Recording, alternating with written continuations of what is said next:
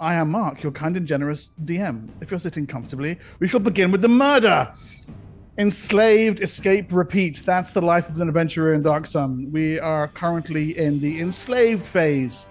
Our heroes have made it aboard the Amketch caravan of Merchant House of Carodius to the trade fortress of Al Taruk, where they were completely unexpectedly ambushed by the agents of the malicious House Shom. Almost the entire party has been captured, put into cages, and are being carted off to an uncertain destination. Only one of them was able to remain free, the wily Siora, who bravely slunk away to the side of the battlefield and didn't come out.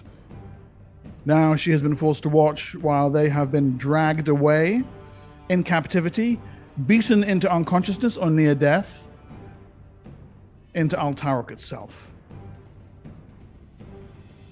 Siora, we shall leave in hiding for the time being.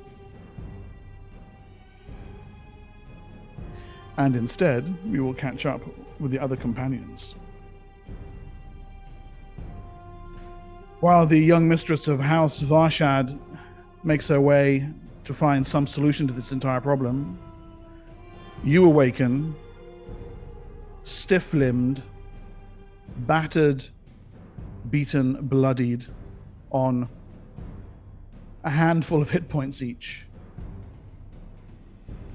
Your hands and feet tied with giant hair ropes. In a cage.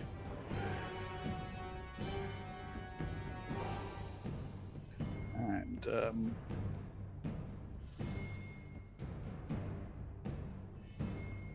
there you are. That's you, that is.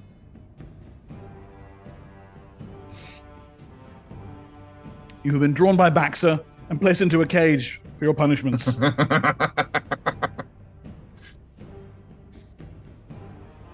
That guy looks like he's holding a gun, but it's a crossbow, I just realized. Who's holding a gun? Oh yeah, he's holding a gun. Awesome. Yes, you notice one of the Shom guards is holding a high caliber machine pistol, which he gestures at you in a warning fashion. No, I just realized it has an arrow on top, so it must be a crossbow. That's the sights. It's a hand crossbow. Those are the sights. Stop giving the enemies crossbows. Looking around, you realize that each and every one of you is alive.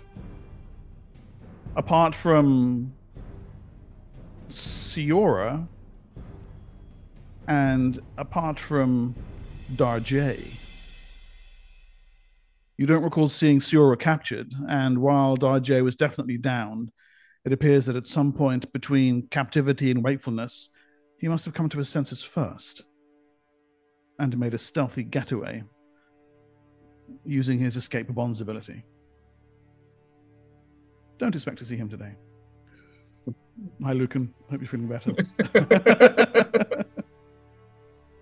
Noted. Miss a session, get out of jail free card. It's the only captured, am I? I don't think I'm feeling very well. But yes, yes. You awaken with a massive headache, all of you. The early morning sun glares in your faces. You have been placed into a small wheeled slave wagon. It's made from sturdy bars of mechalot bone lashed together with rawhide to prevent your escape. You find that you are bound with rawhide thongs, giant hair thongs, actually, I said, and gagged.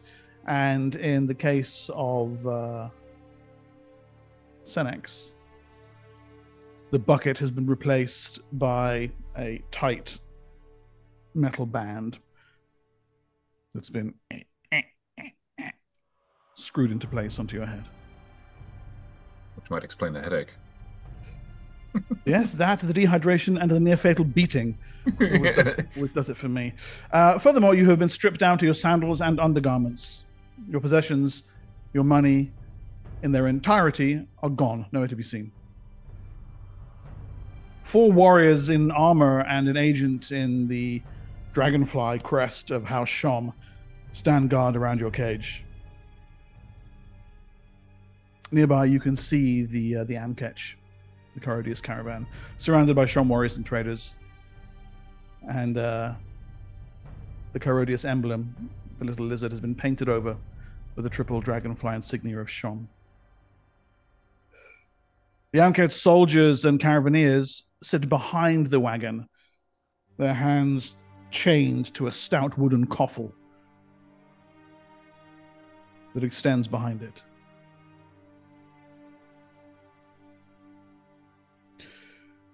Most of them look as bad as you feel.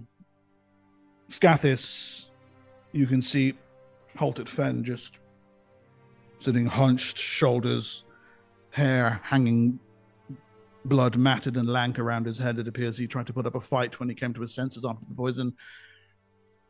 Doesn't look as if it's gone well for him. You also see Arazo, good head and shoulders above the rest. He catches sight of you. Your blood brother's eyes locked with yours. A moment of silent desperation passes between you.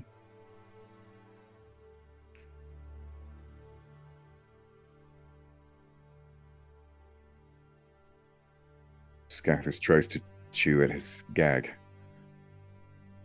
Okay, it won't take you long to get it free. And you before you can feel the rawhide begin to part between your teeth.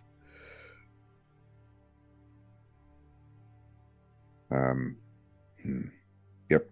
Once he chews it apart, he's still going to bite down on it and try and hold it in place so they don't notice. Okay. As the sun begins to rise over the peaks of the Tarok Mountains, there is a bustle of activity. And you realize the caravan is getting underway. The mechalots are driven forward, one ponderous step after the other, as the Amketch begins to pull past you and then off toward the road leading to the south in the direction of Balik.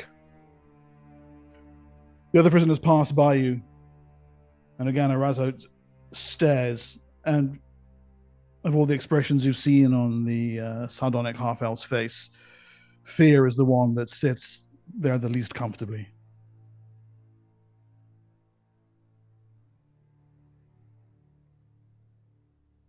Once the wagon has pulled past, these two individuals, you can see them there standing. Where are they? There they are. Kind of watching you as the wagon glides out of sight. The one on the right must be the Defiler, Tethrides. He has the bronze mask that covers most of his face. And there are little bits of ash and soot on his hands and staining the bottom of his robes. The other gentleman, the one who was directing the troops in the attack against you, you've heard his name as well, Agrestes. He flattens down his comb over and strides forward.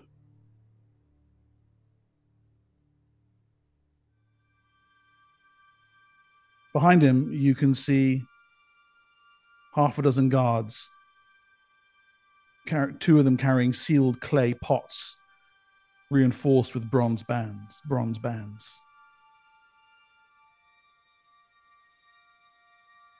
You have proved to be quite the thorn in the Lear's paw for this operation.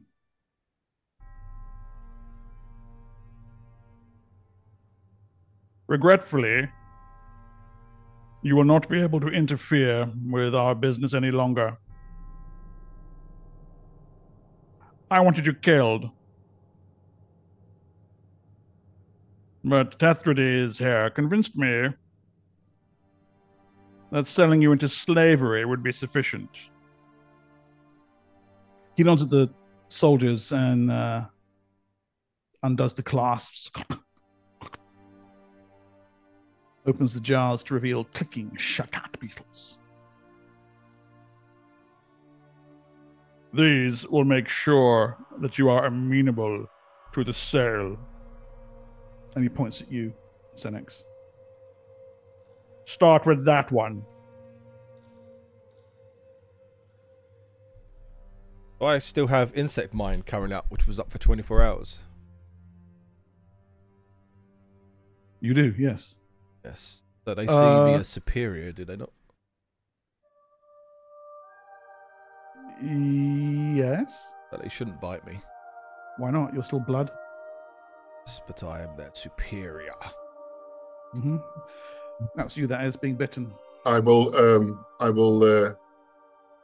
inadvertently try to control the beetle that is going to bite Senex. By doing what? By controlling beetles that the certain ability has. Is this the one that replaces like turn undead? Yeah.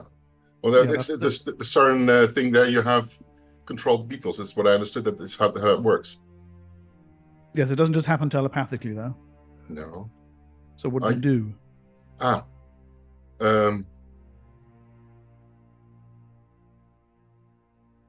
Gang, don't forget. Yeah. Can I get through the gang? You can start biting now, but the beetle is already at Senex's chest. As it goes to bite me, I ego whip it. You can't. You got a metal band around your head. How thick is it? Thick enough to prevent your psionics. Thick enough. Special power called. Is it a psionic power? Yes. Then you can't use psionics. You've got a metal band around your head. I have It's the power of the bucket. Do I need to get an actual bucket and have them put that on your character?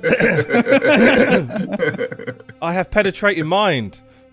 Yeah, great. How thick is the bucket? How thick is the band? Thick enough to prevent psionics. I feel like I'm not being clear here. Oh, okay. So penetrating mind does nothing then. Okay, I'm going to say it one more time. You have a metal band around your head that prevents psionics. Okay. Remember, we used one on the Dragon King last season, and it worked. What Lee is alluding to is one of the spells and powers that you can actually go through metal with your psionic powers. Yes. Penetrating mind. It's one of the skills and powers. Okay, it depends on how big the metal is. Yeah, it depends how thick it is. But if it doesn't work, it doesn't work. Okay, fine. You need to be very explicit about these things. Don't allude to them. Please call them by their names. I did penetrate mind. Yeah, Lee, you need to be specific about what the powers are using. Okay. Oh, okay. It's Psionis' strong will enables the characters to penetrate physical barriers more easily than other Psionises. 2 inches of lead or iron, 4 inches of obsidian, or 2 feet of rock is required to block the Psionis'. Gotcha. That's not the same thing. Oh, okay. Okay, that's not the same thing. That is when certain objects get in the way of using powers through them. Oh, but okay. actually having a metal thing on your head is an outright null. Right. Okay. Oh, so this. Oh, okay. So, right. Gotcha. Yeah. None shall suffer the power of the bucket. Okay, and so insect mind would be gone as well then.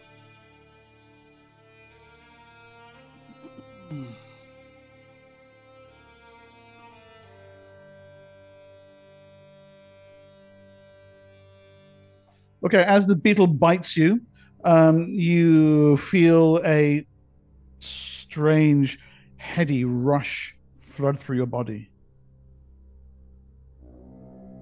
The thing draws blood up through its proboscis.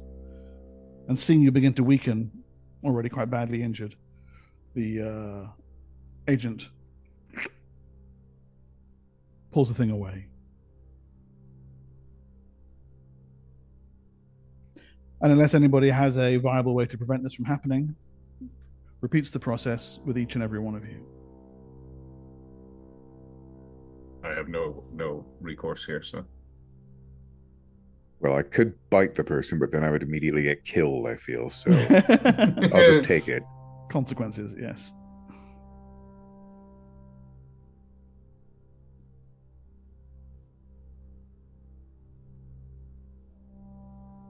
Agristy smiles.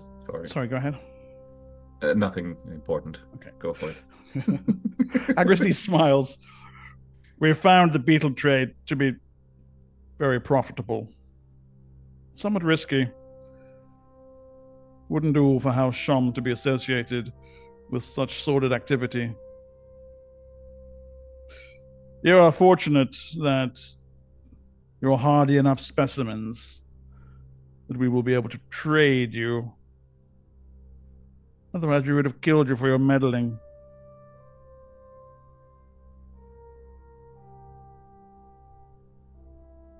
He looks over at Tethrides. The Defiler is still silent. Nods.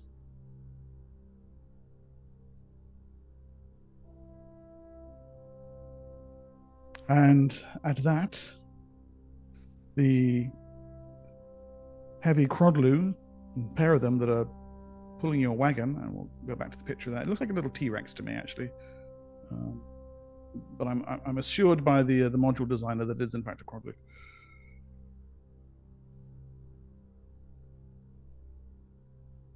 Go into motion, and with a couple of guards, a dozen of them around the wagon, a couple of agents leading, you are taken off in the wake of the Amketch caravan. And then, even before you can catch up with it, off the road and into the rocky foothills that surround Altarok. Wherever they're taking you, it's not where the caravan is going. When you catch one last sight of the Chirodius Argosy making its way along the great trade road, gentle breeze wafting silt back and forth over it until it is lost from sight, as your wagon is dragged into the foothills, inch by grinding inch, on a narrow mountain path.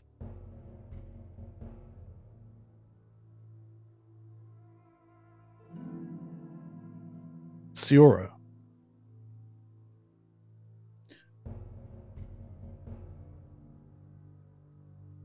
Yes. In the immediate aftermath of the capture of your companions, what exactly have you done? I rethink my life choices. Mm-hmm. And then decide that this is all Lalaresh's fault, and I must have vengeance. Okay. I think I'm going to head to the location that he told me about, or I heard about, where he was going to meet House Shom here. Oh, the Sand Tiger's tail. Yes. Yes. Presumably, like, I would get there as soon as I could, to try and catch up with him after he fled. Assuming that's where he went. It's the only lead I have. Yeah. Okay. So, how are you getting into Altarok itself? It is gated, and if you may recall mention, the gate toll is 100 ceramic pieces, or specifically a gold piece.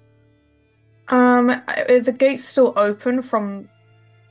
They open and close from time to time, but there are guards standing guard. So you would need some kind of stealthiness or... My hide in shadows would that work? Hide in shadows is exactly the kind of thing that you would need to get past, yes. All right, then I would use that. Preferably as how Shom was taking my friends through, I would follow. Okay, nice. So you're gonna... Yeah, cool. Okay.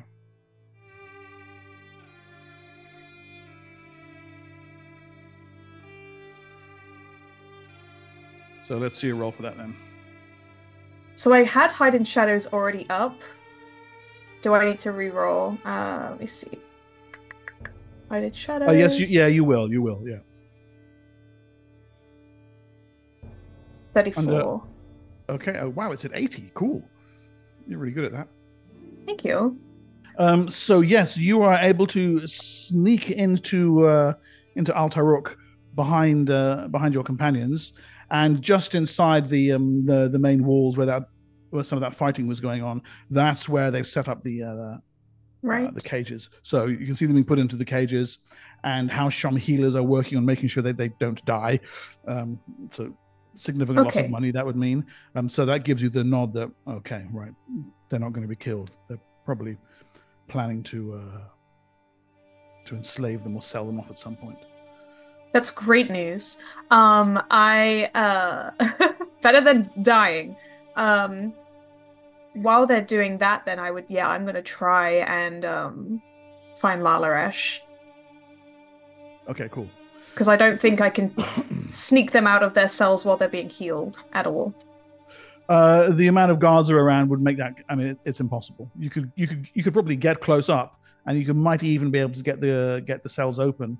But you or they would be spotted almost immediately once anything actually started to change about the situation. But okay, then. So clinging to the shadows of Altarok, you move through its streets. It's night now. Their departure will probably take place in the morning, so you have a few hours ahead of you. Torchlight fills the streets, low brick houses, all enclosed, and buildings, all enclosed with an immense wall to keep out the inevitable giants. It's primarily used as a trade fort, so there's a long, oblong-shaped market in the middle with permanent trader installations right down the center of it. And it's around this that you kind of make your way looking for the inn known as the Sand Tiger's Tail. And there's a couple of them, but this one you do notice there at the corner of one of the trade compounds. And I guess you head over in that direction. Sure do. You're heading indoors, yeah? Yep. Okay. Preferably stealthy, and I don't feel like Lalaresh would just be sitting out and about, but I will be trying to be as stealthy as I possibly can to avoid being spotted if he is. Okay, so you're gonna maintain actually trying to hide still, yeah? Or just like hood down? Yeah, hood down kind of thing. I don't want to be spotted by Lalaresh, but being seen by others isn't such a big deal. It's not a disaster, no. Okay, all right. So let me just... Okay. All right, so I don't know, knock off a ceramic piece for some low-class wine and some fire bread and a kip sausage or two, and you take up a position in the corner as a singularly untalented bard tries to entertain the people there with a second-hand nose flute. But most of the people here, traders just on between caravan routes. Nobody's particularly here for the entertainment. They're here for the simple food, simple drinks, and simple accommodation. You're there an hour or so, keeping an eye out for Lalaresh. You don't spot him. You do see groups of Shom, people coming in and out. Their livery quite obvious, but they're not the only ones. You see a House Wavir, House Trumbledore, and House Reese of Balek. You spot 2 soldiers of House Varshad come in and proceed to get really rather blind drunk at the bar. And it's only as you're beginning to wonder whether you've hit something of a dead end when a half-elven woman with long blonde hair slides herself into the seat opposite you and sits sipping on a wine, puts a carafe in the middle. Help yourself, Siora, she says. Do I recognize this woman at all? I feel like you'd recognize this. But no, you don't. You won't know me, she says. My name is Aljara. I am with House Chirodius. I see. I'm the one who was supposed to meet you when you got here. But after that attack on your caravan, I decided to lay low. Understandable. How long have you been sitting in here? I've been looking all over town for you and your companions. I can't find the Jazal. He's vanished. The others are captive, and I've assumed you and the lizard would be around here somewhere. You've hidden yourself very well. I'm looking out for Lalaresh. I need to find him. Lalaresh. Why?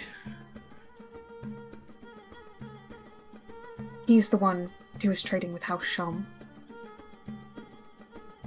He's the one who was trading with the Beatles. Rank. Ugh, I never liked him. No, and I need to do something about him. But the others, they've been captured. Is there anything you can do about that? Not on my own. My job was to make sure that the goods the caravan was selling went to market, and to hear your reports on the beetle trade. Sadly, Lalaresh poisoned the food. I see. When it comes to getting your companions free, I'm afraid you're on your own. However, when it comes to Lalaresh, there's a Shom safe house in town. But if you went there, you would be risking your life going alone. However, there is a Mul trader known as Radisha. He trades in glassware. And I have it on good authority that Shom use his shop as a headquarters, I suppose, for their activities here.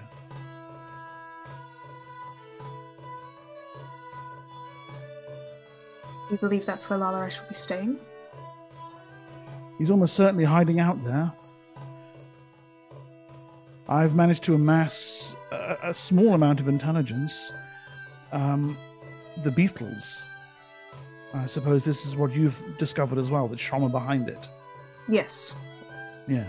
So I've seen them bringing them in clay pots from a fortress nearby. Some kind of trade fort they control. I don't know its name. I suppose information on that would be found in their safe house.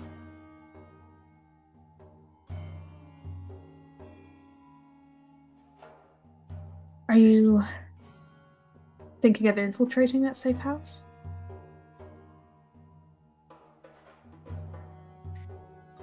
Maybe we could work together. Not on my own. I would suggest that if you can find a way to get your companions free, that might be something that you would want to do. I will help you.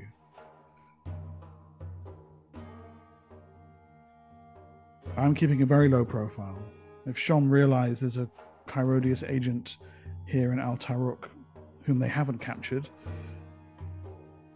well, I don't particularly want to spend the rest of my life in slavery. Don't exactly know how I'm going to free my friends. There are guards watching them. Yes. If I get them out of their cages, they're going to be immediately captured. They'll probably be taken off in the morning. I've managed to overhear some chatter. The rest of the caravan is being taken to Balak. The cargo is going to be sold there, along with its soldiers and staff, into slavery. They have something else in mind for your companions. They're taking them somewhere into the hills. I don't know why.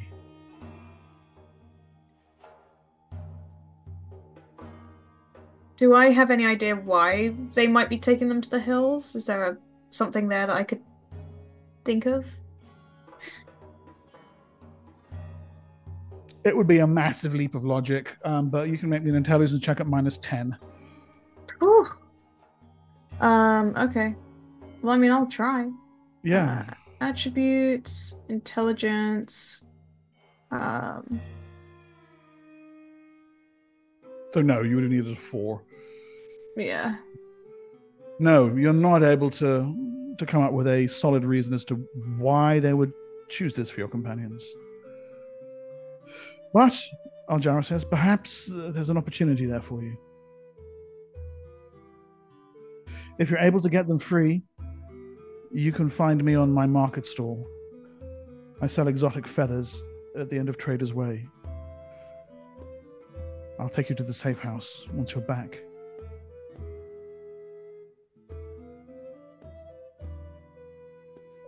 If I'm still alive, that is.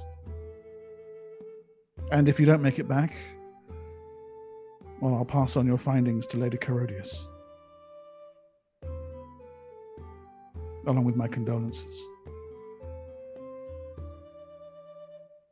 I'll give her all the information that I have regarding what Lalaresh has been up to and the beetles and everything. The names of the other traders and caravans who were involved, the other captains. Okay. Yeah, I'll just basically tell her everything. So let me just get this straight. She's telling me not to infiltrate, wait till I have my party friends, but to go and free them. If you want to go ahead and try and infiltrate it on your own, she will show you where it is. But it's a Shom safe house. Yeah, I don't think I have much luck. You'd be fine until you got caught. Yeah. And then my friends, I have no idea how...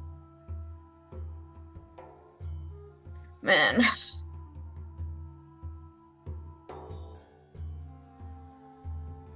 Do you have any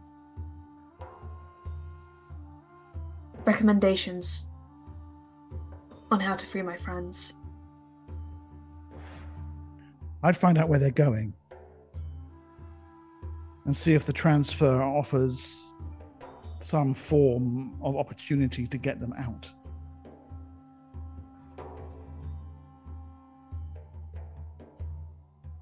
The Shom agents obviously don't want to kill them straight away, otherwise they'd have done so. But they're not taking them to any obvious slave market that I can see. They must have something else in mind.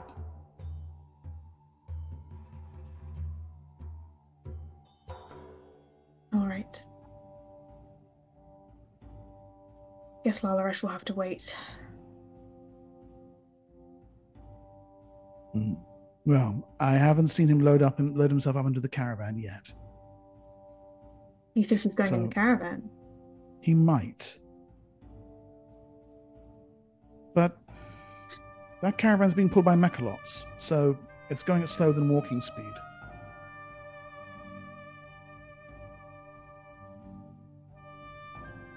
I accept that I am simply placing a trio of unpalatable choices before you. But we don't have any palatable choices.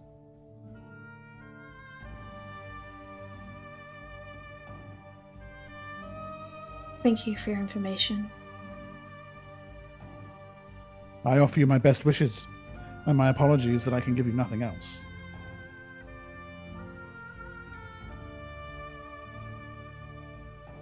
I give her a nod, grab my things, and begin heading out. Is the caravan near where my friends are being held? It's just, yeah, it's outside the walls. They're just inside the walls. Okay. I want to keep watch of the caravan. Mm-hmm. See if he loads in. That night? Yeah, sorry, carry on. Yeah, that night, rest and then kind of keep an eye. And then in the morning, I'm going to head off and follow wherever my friends go, and at a distance to try and stay hidden. Yeah, okay.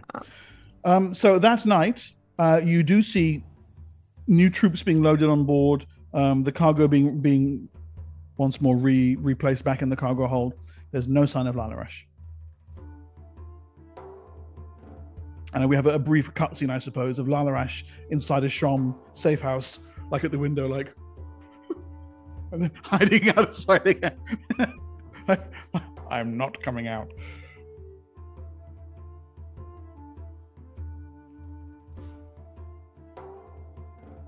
The slave cage continues up through the hills at an agonizing pace.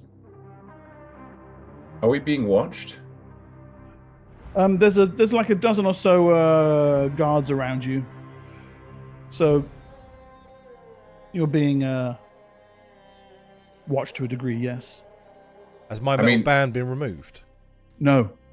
So what's the bite thing for then? Who are you asking?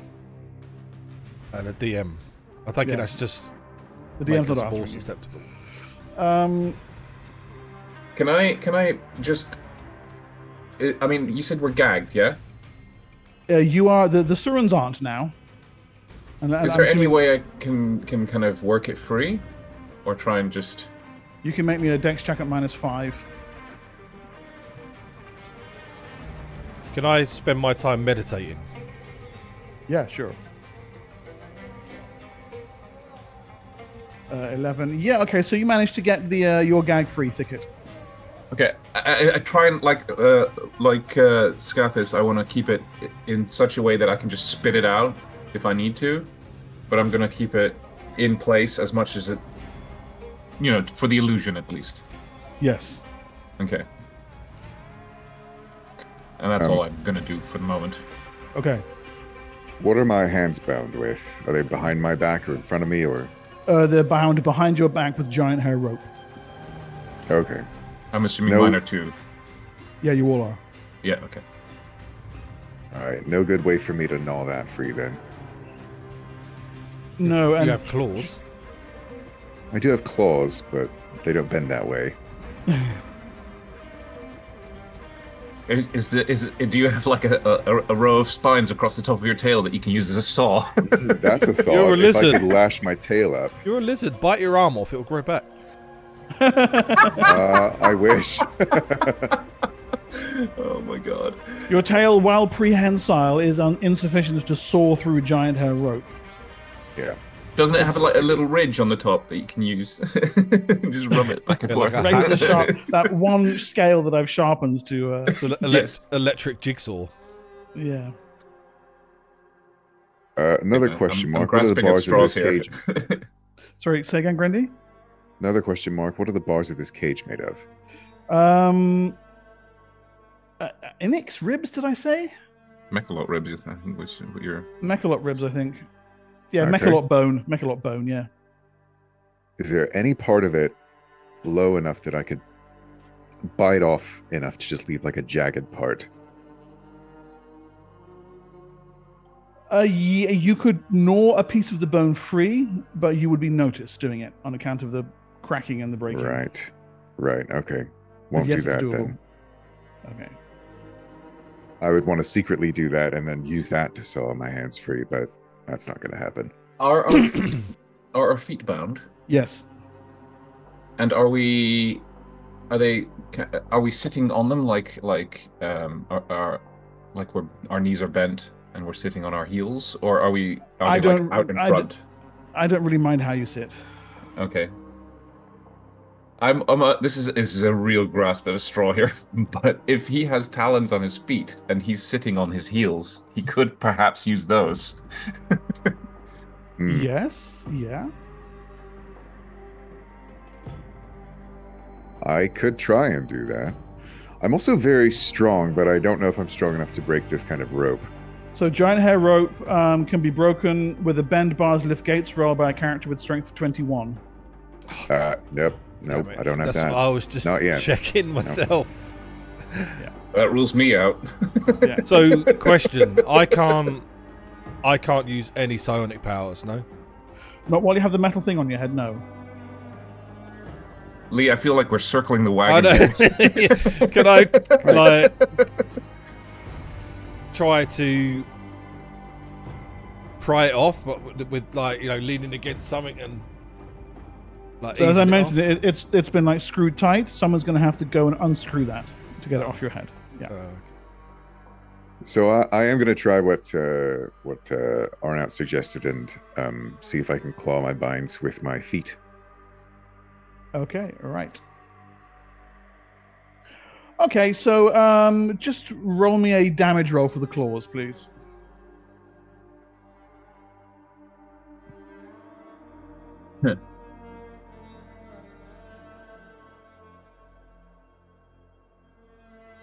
If I see him doing anything Okay. like that, I'm gonna just start coughing. Try to draw attention to him. I like it. Yeah. Okay. All right. So you start to part the hair, but the guards around you are being sufficiently observant with that roll of 10 on the observation check to spot what's going on. And one of them strides over and aims his heavy machine pistol, his hand crossbow, into the cage, and says, "Don't do that, or I'll shoot you." Okay. I stop and put myself back where I was. Good boy. How many guards did you say there were? 10? 12. 12. Oh, bloody hell. All right. The day wears on. Can I see Selba anywhere? No. Your limbs ache.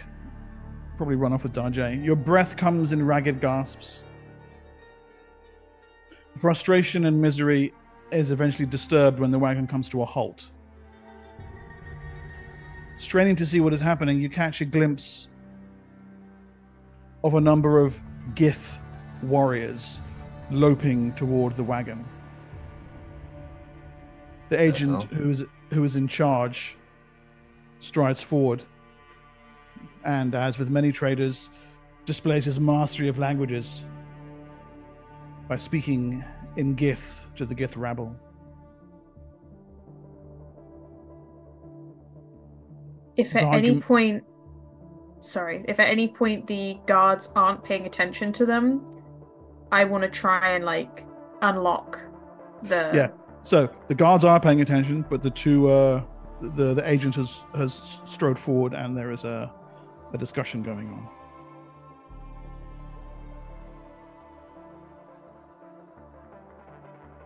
The agent strides back. Our work here is done, he says to the guards. And he fixes you in the cage with a smile.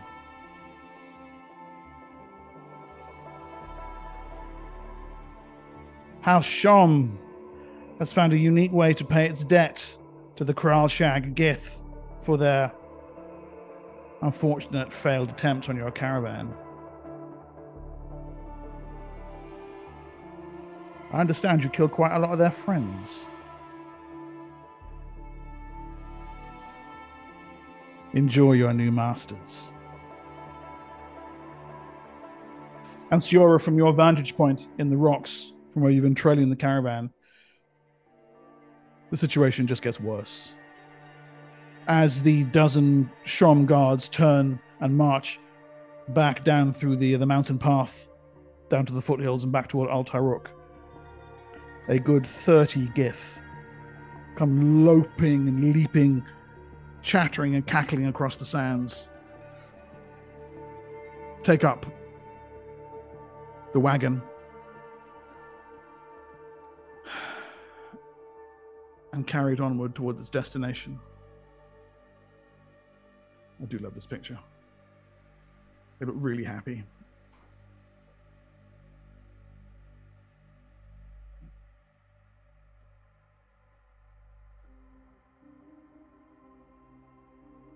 Siora, I presume you follow. Yeah, I do. I'm being even more cautious now. Yeah, it's absolutely gotten worse. Yeah, I'm every passing moment, I'm like, should I just leave? Is the Shom caravan going onward, or are they going back from whence they came? I will pull up the map because it's an interest. It's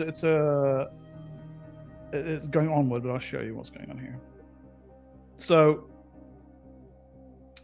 you guys have been taken. You can see this, right, from Al Taruk into the mountains here.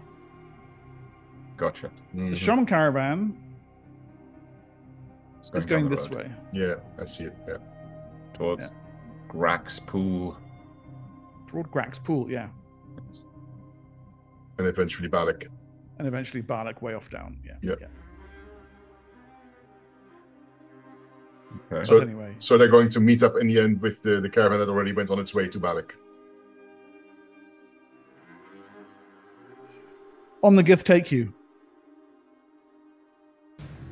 off into the foothills, away from civilization, And as the day draws on, their delight increases.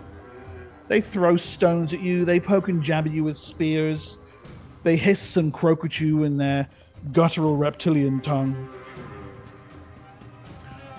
One eventually loping along beside the cages kind of stares down at you. You are honored. Great honor you have been given.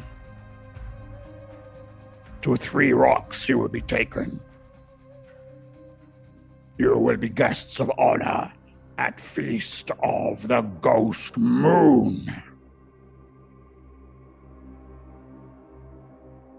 A high honor for soft skins. And for the scales also.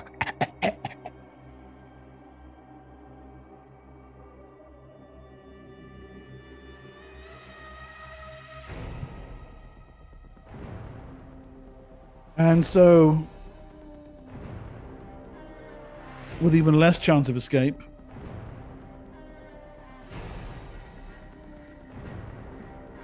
on they drag you. The afternoon seems to last an eternity. The Gith drag you across the desert, jeering and tormenting you the whole day. As the shadows grow long in the evenings, they find a large valley in the foothills, a barren wasteland of stone and sand. A triple crag of black rock. The 3 rocks they spoke of must be their destination, and as darkness falls, you find yourselves in the middle of a torch-lit Gith camp beneath the brooding crag. I have an actual map of this on the larger overlay, if you would be so good.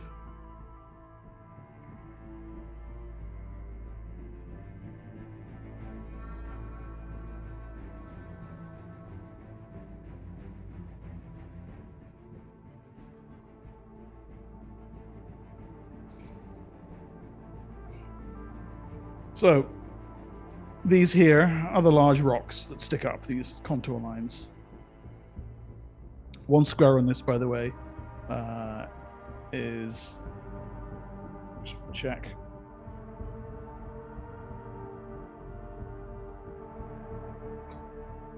I believe it was 10 feet. I might be wrong.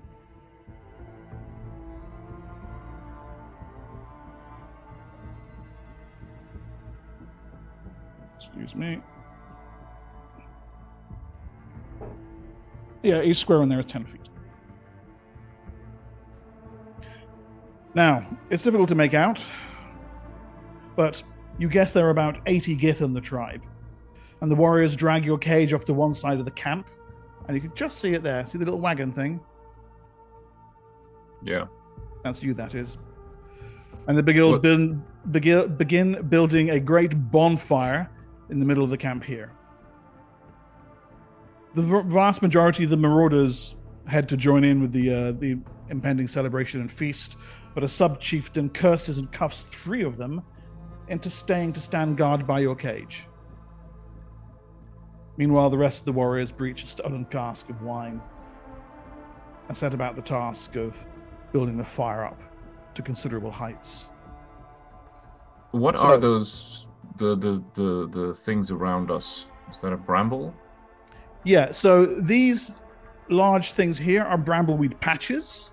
Mm-hmm. Okay, you know them to be extremely thorny, painful to get through. These little things here are brambleweed hedges. Okay. Little hedges that have been built and stuff. Okay. Mm-hmm.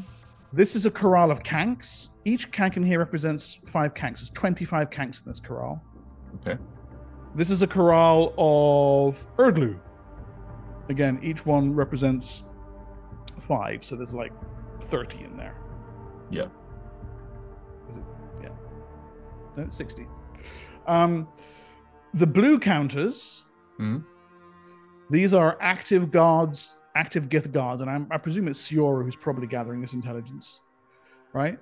These little these other Gith counters here, each represent 5 Gith, right? So there's a lot of them. But these guys are not so much on guard as getting drunk, lazing about the place, eating, making merry. And I put a few others here over by the tents to indicate that you actually see some going in and out of tents. So there's more that aren't visible. A large number are getting ready for a huge freaking party here. There's some kind of religious thing going on over here. You hear various amounts of chanting. You see a large flat stone that looks like it might be an altar. A tall, lanky Gith waving a large knife around. Probably something for the feast later. I wouldn't worry about that. That's the carving board where we're going to be sliced. Exactly. They're going to prepare the food there. Yeah, it's the kitchen. Can't wait to see what's on the menu. Oh, God. I hope it's Kip. I like Kip. Over here again. So that's where you guys are.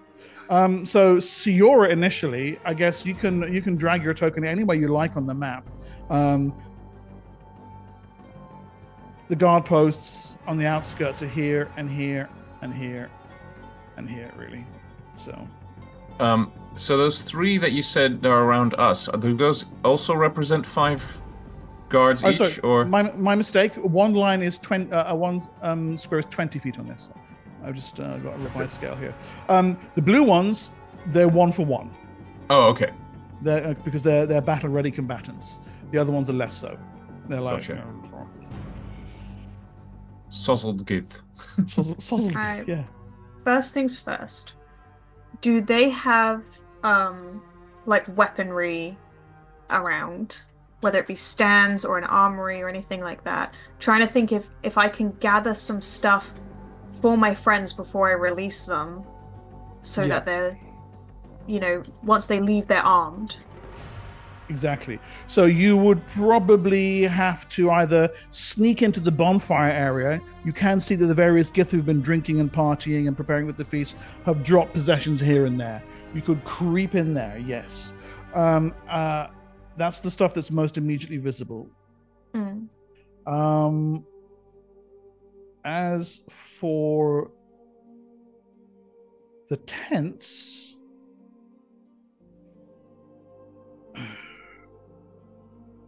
this tent here with 4 guards outside, you think you saw the familiar features of the Gith chieftain whom you fought at the Battle of the Arch, the one you smashed with the catapult.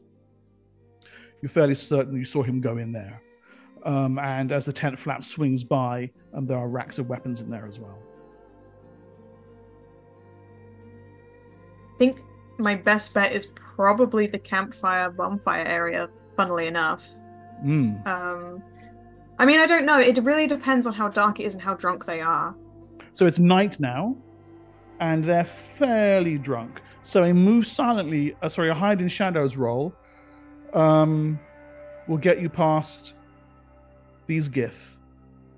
Okay? You will need another one over here to actually steal the item. Do you have pickpockets, actually, come to think of it? I believe I do. What item are we talking about? Weapons for you guys. Oh.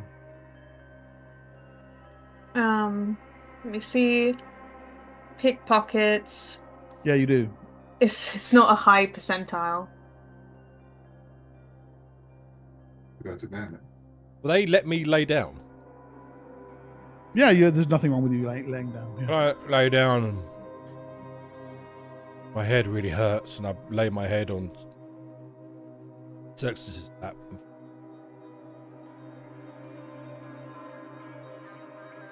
See if they do anything about that. No, the 3 Gith who are watching you are not watching you anywhere nearly as closely as the Shom guards. Oh, okay. In fact, they're kind of like, Oh, he's getting it on with Ruta. I was going to be with Ruta tonight. Just tough. that kind of thing. Wuta. Yeah. She fine. She banging. All right. Hopefully Xerxes knows why I'm laying on her lap. Yes. I start to Feeling horny. yeah. Xerxes is banging too. She will proceed to try and loosen his bonds. Is what? Has there been any change in our... I thought you said... Okay, bonds. just quickly. Wait, Carl, wait. Bonds? What do you mean by bonds? He's type with the hands, right? No, my bolt. My head. Ah, okay. I'll see whether I can actually loosen that and get that. You can. Okay. Take a couple. Yes, Grendy, what you're asking? Yeah, has anything changed with our bonds, our caging, or anything? Can I try and claw at mine still? The caging remains the same. You can give it another go. Yeah, you did 6 points damage already. Different guards, not expecting it. They're not really.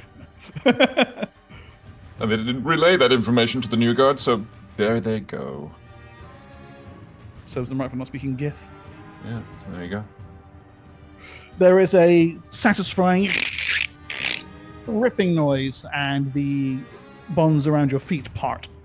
It was your feet you were doing, yeah? Yeah. Yeah. I don't have any reliable way to do my hands. And the guards do not notice. So, Siora, you have crept through this opening in the brambleweed fence. To your left, the Erdlu were kind of trotting back and forth. Like Pokemon, they say their own name. It's a really old darksun joke that the various creatures are given their names because of the noises they make. Erdlu and the kank go kank kank kank, and the mechalots just say mech mech mech a lot. A lot. I love that. Dear. So I was hoping that I wouldn't necessarily be picking their pockets if it's like the stuff that's just strewn about on the ground. But would I need to pick pockets? Yeah, you use the pickpockets roll to take something away from someone without them noticing it. Right, do I need to do another? You get a hefty bonus for them being too drunk and having actually just dumped the things on the ground. So you've kind of crept up on your belly, maybe like kind of commando fashion, right at the edge of the firelight, just where you can see the shadows flickering back and forth across the sandy ground. And there ahead of you is a small pile of weapons. You count 3 obsidian spears and 2 daggers. All right, I'm gonna take them if I can. Yeah. Oh, I'm so scared. Oh, okay. Oh no. Right. The bonus I gave you was 20%, which makes it a 75, which is a fail. However, you are 1 point shy of being noticed. It's just a fail. Okay. 96 and above means not only do you fail, but you can even succeed, but it means you get spotted. One of the guys turns around as he hears a scraping of the obsidian.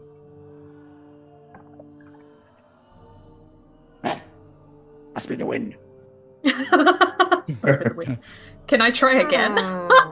Or like... Yeah, you can make another go. Oh gosh, okay. I'm so scared. Roll better. Okay, and oh, much better. Now he's distracted. You realize actually they're lying on a shield. So take on the whole shield and just slide it across the sand and into the shadows, and then inch your way back out. I see. No, you're going. Where are you going over to the? Where's the opening to this? Where's the opening? It's there. Oh, it's right there. Okay. Yeah. Then I'll move him to there so you can see it. I might, if I'm able to hide from them, I might like shimmy. It really depends on how focused they are on the cart. You're currently hidden from them. The one at the back is focused on the cart. These other two you see in the interim, they've managed to secure a wine bottle from somewhere. Probably cadged it off one of the guys in here, and they're sharing it. And this guy, this smaller, slightly weedier, gets at the back. He's every now and then he's like, like, what?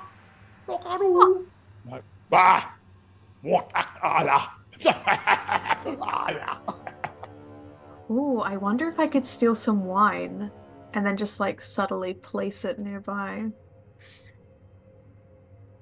Same rolls required. Oh, I don't know if I want to risk it, but at the same time, I'm like, all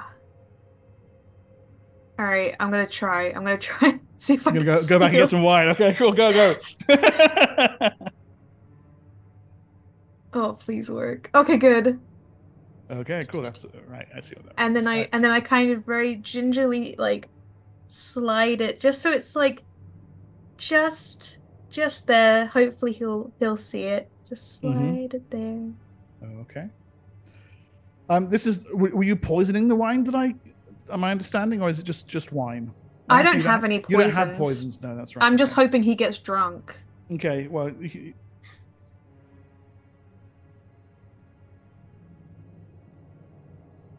Bends down, takes the wine.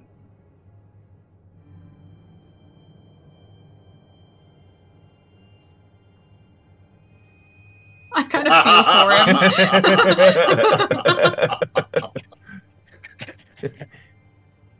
So while he's focused on not being seen and the other two are just drinking, that's when I would like to try and come in and get the lock open with the shield of weapons nearby. Go ahead. How do I do this? Is carrying this tray of weapons? Well, just to touch base with the guys in the cage. Is anything you're doing in the 4 or 5 rounds while Siura's busy sneaking? Who's in the cage with me? Everyone you see on the screen except me and Panda. Okay. Yeah, I'm gonna want to try and get someone free. The question is whomst. I'm seeing Thicket try to get my attention. All right. I'm going to go over to Thicket, spit out my gag, and whisper. I spit mine out. I'm free there too. Will each turn around? I'm going to try and claw free your wrists, and then you untie mine. Okay. All right, so we turn around with our backs facing to each other, and I try and use my claws from behind to cut free his wrists. Okay. There's no need to add rolls for this. You can feel the tugging at your back, and then Scathis claws them loose. Please. Senex proceed to undo their binds as well. Okay, with their penalty, that's a fail on observation. Siura, yes, the guard nearest you has the keys. Is my headpiece off yet? Yes, your headpiece is off. Oh, I'm worried about obviously the beetle bite. Yeah. Can I try a simple sense link? Sure. It will cost you an extra 9 PSPs. Oh, wow, is that what? To begin with. Oh wow.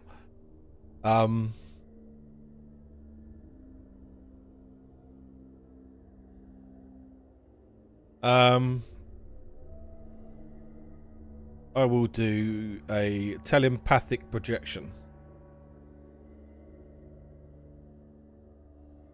And did I have the hours to meditate while we were traveling? You need to make me a meditation roll. Yes. But yes.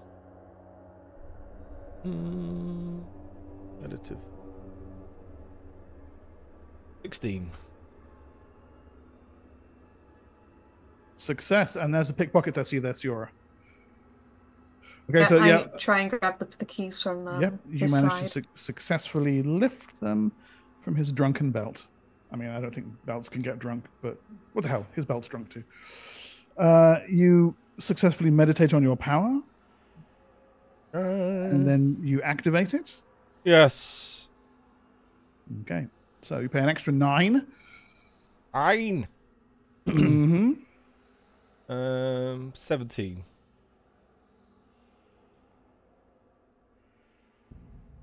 Okay. That cost me 11. Well, nice. I still have extra. All right then. So what happens? Oh, and I obviously manipulate it. Sorry. Power and manipulation. Mark, how big is the bonfire? Success. That's an extra 5. I turn hate into love. Okay, well, there's no hate being. I just make them love.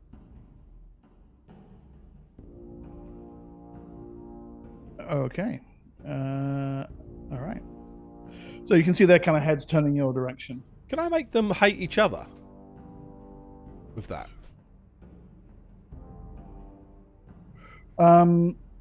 This affects all your companions as well, yeah? Oh yeah, well then not do that then. I better not make it. Yeah, we all hate each Relock other. the cage, and I'm like, you can rot in there. Senex is looking mighty fine. Yes. You're broadcasting an emotion to everybody Yes. with an open mind within range. Yes. Does So that what make is it? us all like stop what we're doing in our tracks, or does it just make us think positively towards Lee. him? Yes. What's the emotion? Love. Okay. So, all of you feel this overwhelming sense of deep, abiding, and pure love for Senex. Just wells up within your mind. You know it for the for the falsehood that it is, but you feel it nevertheless. You know exactly what he's doing. Good. Untie me so I can help Xanax. I untie him. I At must, least I Okay. can try. I must mate with him quickly. There's almost immediately some chattering starts up between the Gith. Okay. Mark, I how big is open- the bonfire in the middle of the camp? So the bonfire is about 20 feet across. Okay. It's a significant heap. I unlock the cage and just slightly lower my hood to show that it's me, and I drag the shield full of weapons towards you guys, and I go, Senex, I'm here to save you. I know you are, my dear. Thank you. Okay, so this will almost certainly attract the attention of the guards.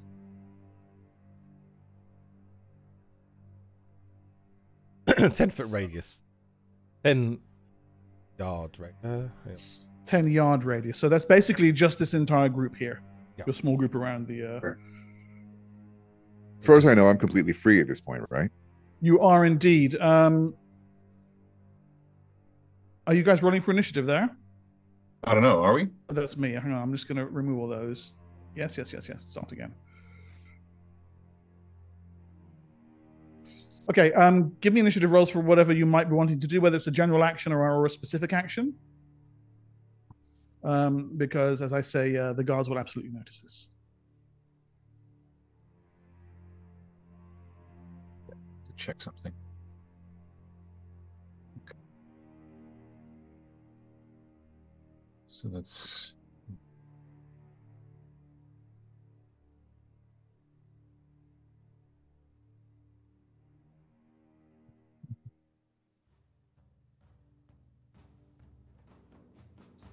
Okay. The door opens. The guard's head spin around. Oh, I need to roll initiative. You do need to roll. Sorry. You get to put your tokens on the map first. That is a good point. So the guards that are closest to me are all under this effect, yeah? Yes. Yeah, cool. Okay, I need initiative from. Me. I've got Which it, is I've got it for you. terrible. And Scathis and Suxus as well, please.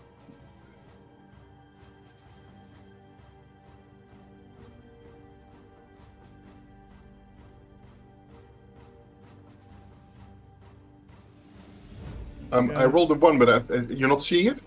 Nope. I'll roll again. You're not even showing on the thing. That's probably why. Did you roll it before you put your token on the map? Yeah, I did. Okay, then it won't show up. Another roll. There we go. Okay, good. Right. And I need to roll for the gift too.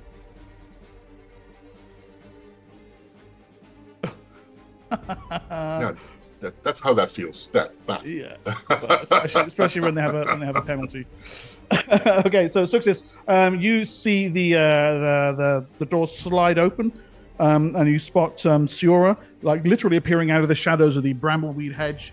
Slide a shield that has an array of weapons upon it. Then she kind of starts to hang back. At the same time, you can see the Gith turning their heads around at the noise, but they're so drunk and slowed and perhaps feeling a little special that their initiative comes way later in the round. So, but you're first up. What do you do? I make sure that Senex's bonds are free and make sure that he understands that I really love him. Okay, so you spend your actions. How do you get the giant hair bonds free? The thing is off his head, but his hands and feet are tied. I chew through it. Okay, all right. So yeah, exactly. And you can start get to work. Okay, cool. Right, Senex. Okay, you're up next. Right, so the bonds around your hands come free, and then Suxus drops to her knees in front of you and goes to work on your feet. You sure? Yes. Oh, okay. Don't say it. Think it all you like. Anatomies of these creatures are different, then. Yeah. Do I know anything about Gith? Like, what are they really scared of? Commitment. What do they fear the most? Yeah. Okay. What are you doing? General knowledge about the Gith. Have I got any? Like, do I know what they fear the most?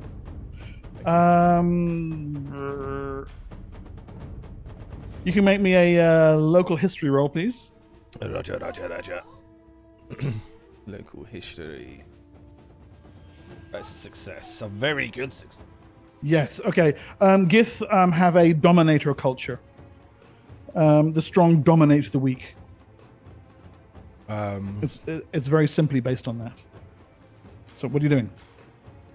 I know I can't think of anything much for that, but I are going to envision. So, who's are all of the Gith about to attack? Only these three here. I only see two. I'm assuming Scathis is standing on one. Yeah. Yes, there it is. Okay. These Gith here are the only ones who are even aware that the gate is open. Okay. I'm just going to go to them. Shall I go and put my arms around them in a friendly manner? Okay. Anything else? No. No, because I'm assuming they don't look aggressive right now. There's a fair amount of aggression, but you're not sure whether it's directed at you or them. Oh, it could be directed at my friends. Scathis. I ego whip. You ego whip. Okay. Which one? You decide. No, you decide, please. The blue Your one. Character. Pick a target, please. This one closest. Yep. Ego whip. Plus It 2. costs you another 9. Yep. Okay. That cost me 10.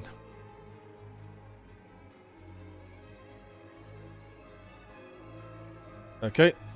I ego whip him. Okay, let's have the effect, please.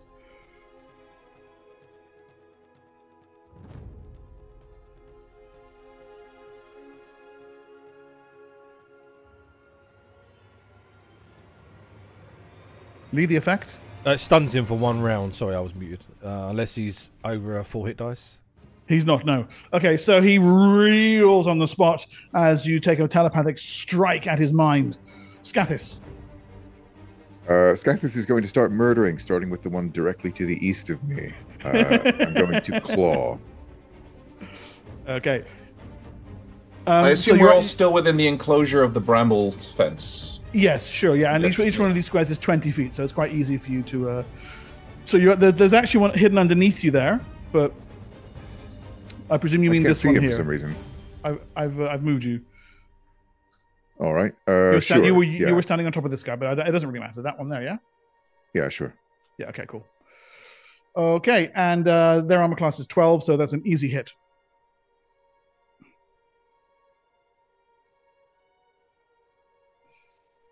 Okay. Oh, only 5 damage. Yeah. Well, you claw at him. His blood sprays in the air, but he doesn't fall. I'll follow up with a bite. Mm-hmm.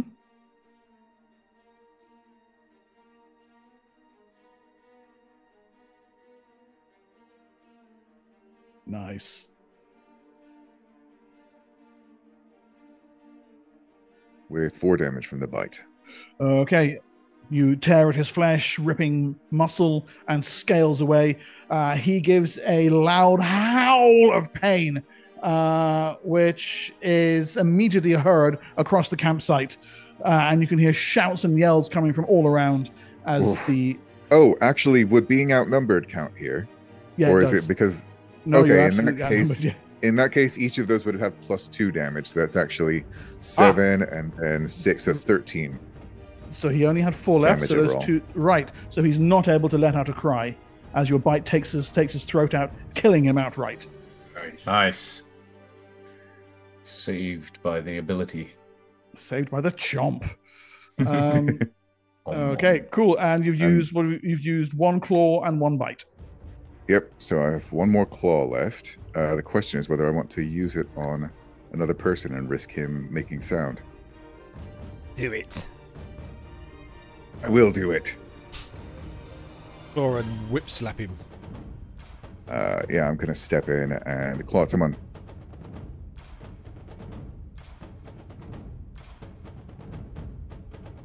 Oh, just a hit. Yes. Okay. 10 damage.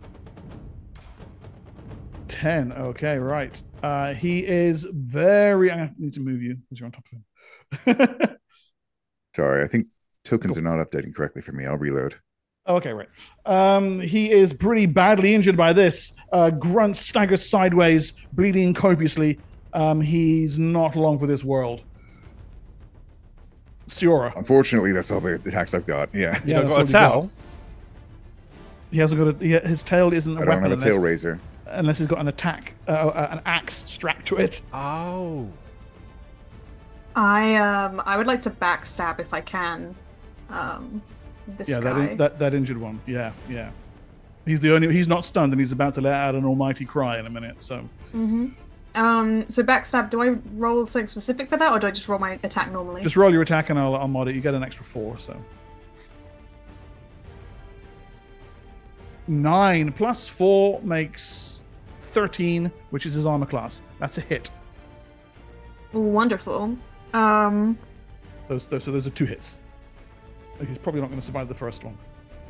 Oh yeah, sorry, ignore the last thing. That is backstab is what, double damage? So I think it's double at your level. Let me just Alright, check. so then that's 2 plus 4, so that's 6 damage.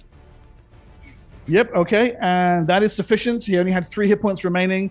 You step in, 2 quick slashes with the Widow's Knife, and he drops. The other Gith Raider is stunned, shakes his head, unable to focus. New round. Inish, please. I had an action. Well, I don't care. New round. No, go ahead, Arna. I'm joking, of course. Of course. I am going to cast pyrotechnics on the bonfire. Ooh, okay. It fills an area of 2,000 by 2,000 square feet. It fills the entire camp. Oh dear. 2,000 by 2,000. It's 20. It's a 20 by 20 foot square bonfire. Yeah, I did It's say 100 that. Yes. times bigger. Okay. Oh wow. Okay. Visibility is reduced to 2 feet, and it lasts for 5 rounds. Sorry, 6 rounds because I went up a level. That will change what I would have rolled for my initiative, so I'm going to change that quick. Visibility. Yeah. So everybody's choking, and its visibility is 2 feet. Okay. So Even us. I Yeah. will do it so that the edge of it is where we are. But that we have an out. But I've just drawn the thing. I'm sorry.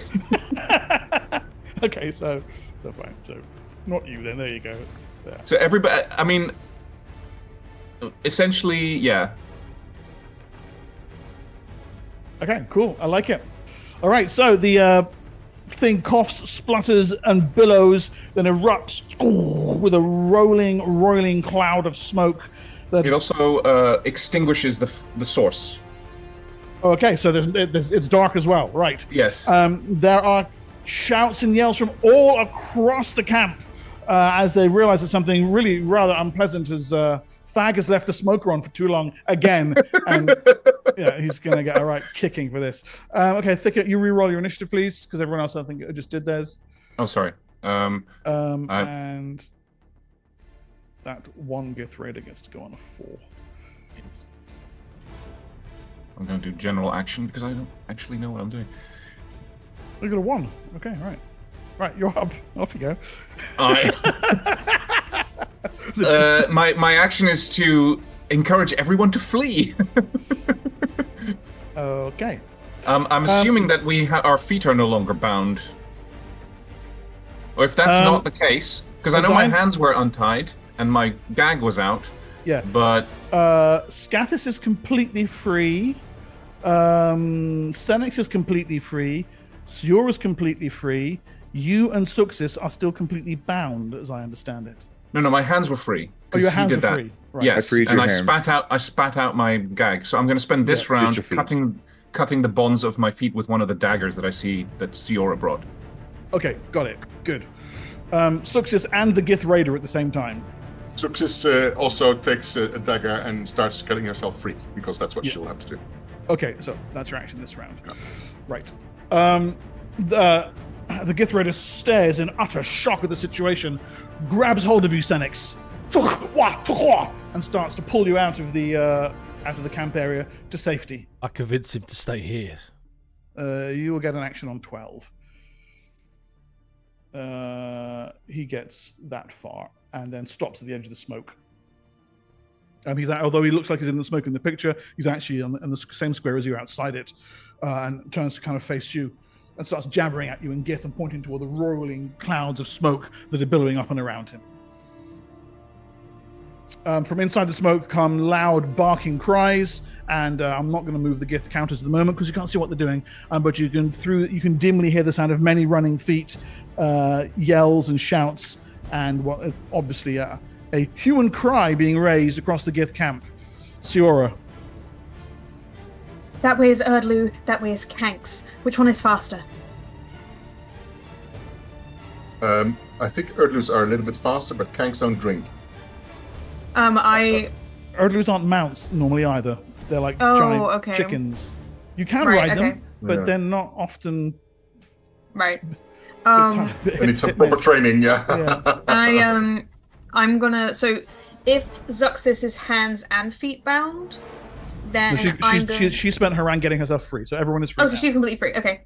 Yeah. Then I'm going to gesture towards where the Kanks are, and I'm going to start heading towards the Kanks.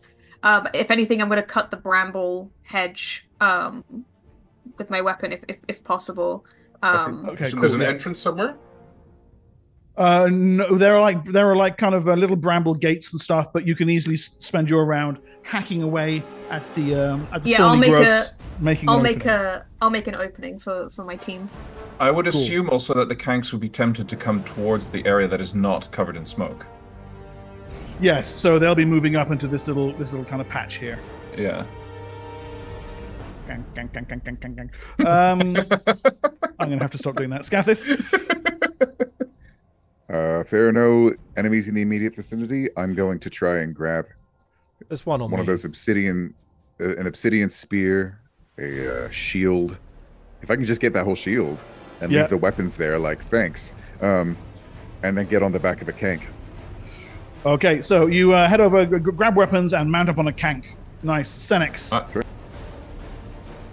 I will also go and jump on one and grab a spear in the process. Jump on one. Okay, can you make me a CMB roll, please? A CMB. The target is 13. Where is it? It's on the combat page. Combat page. Use grapple if it's there. I can see grapple. Yeah, make me a grapple check. Okay, 5, so you pull to get your arm loose. The Gith does not let go of you.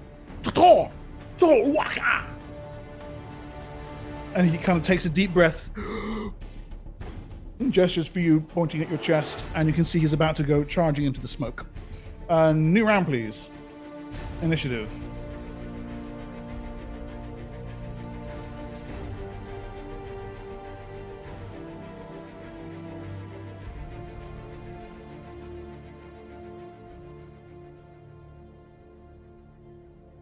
We all done?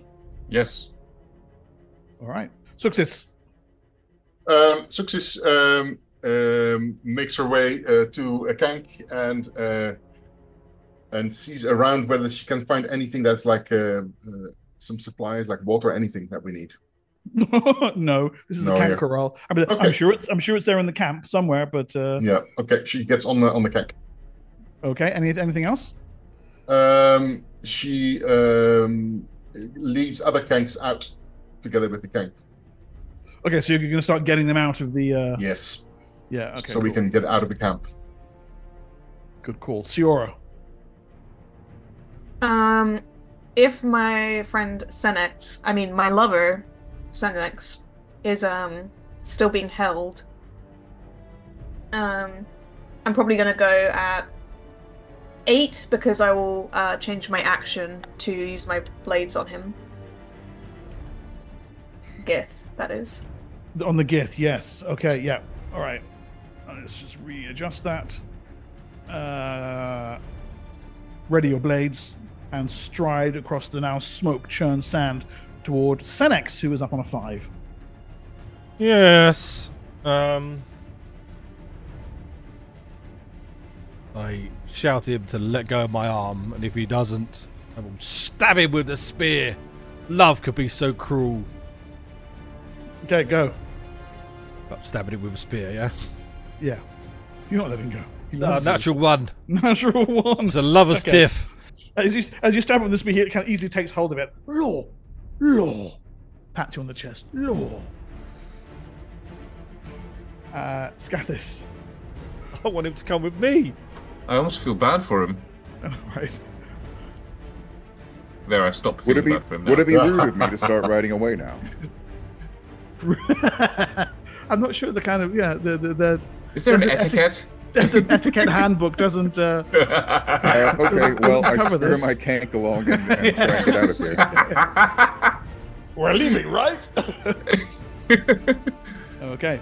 The Kank You clacks like its me. mandibles, and straight away you're off and out through the opening in the hedge and heading away from the Gith camp. Okay. Gith Raider makes CMB to drag you. Scathis didn't love me. Senex, your CMD is 13. That is actually enough. It rolls a 10. His hit dice a 3. Senex is dragged off into the smoke and out of sight by his Gith lover. Off there somewhere.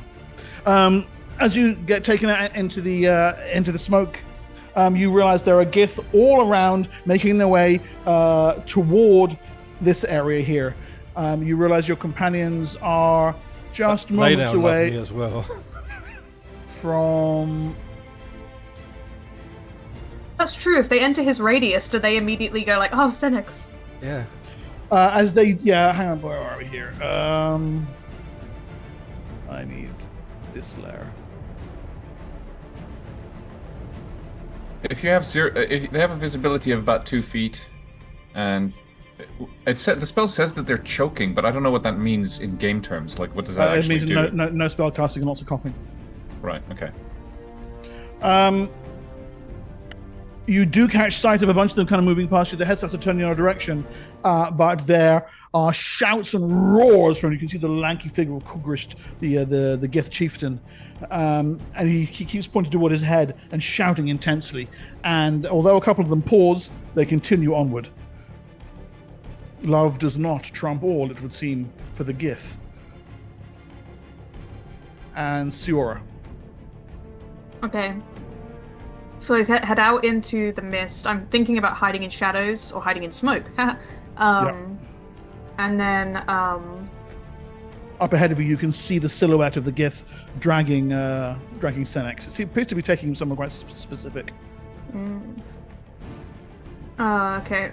Kind shadows roll. Nice. And then I head over and Yep. I want to backstab this guy. Go. Getting all stabby. Okay, a hit from the main blade and from the prongs. Alright. So double damage on the first one, which is 6 and then 7. 7, yep. And I'm going to be aiming for his arm that's holding Senex. Oh, okay, right. Yeah. To kind of knock him loose. Mm-hmm.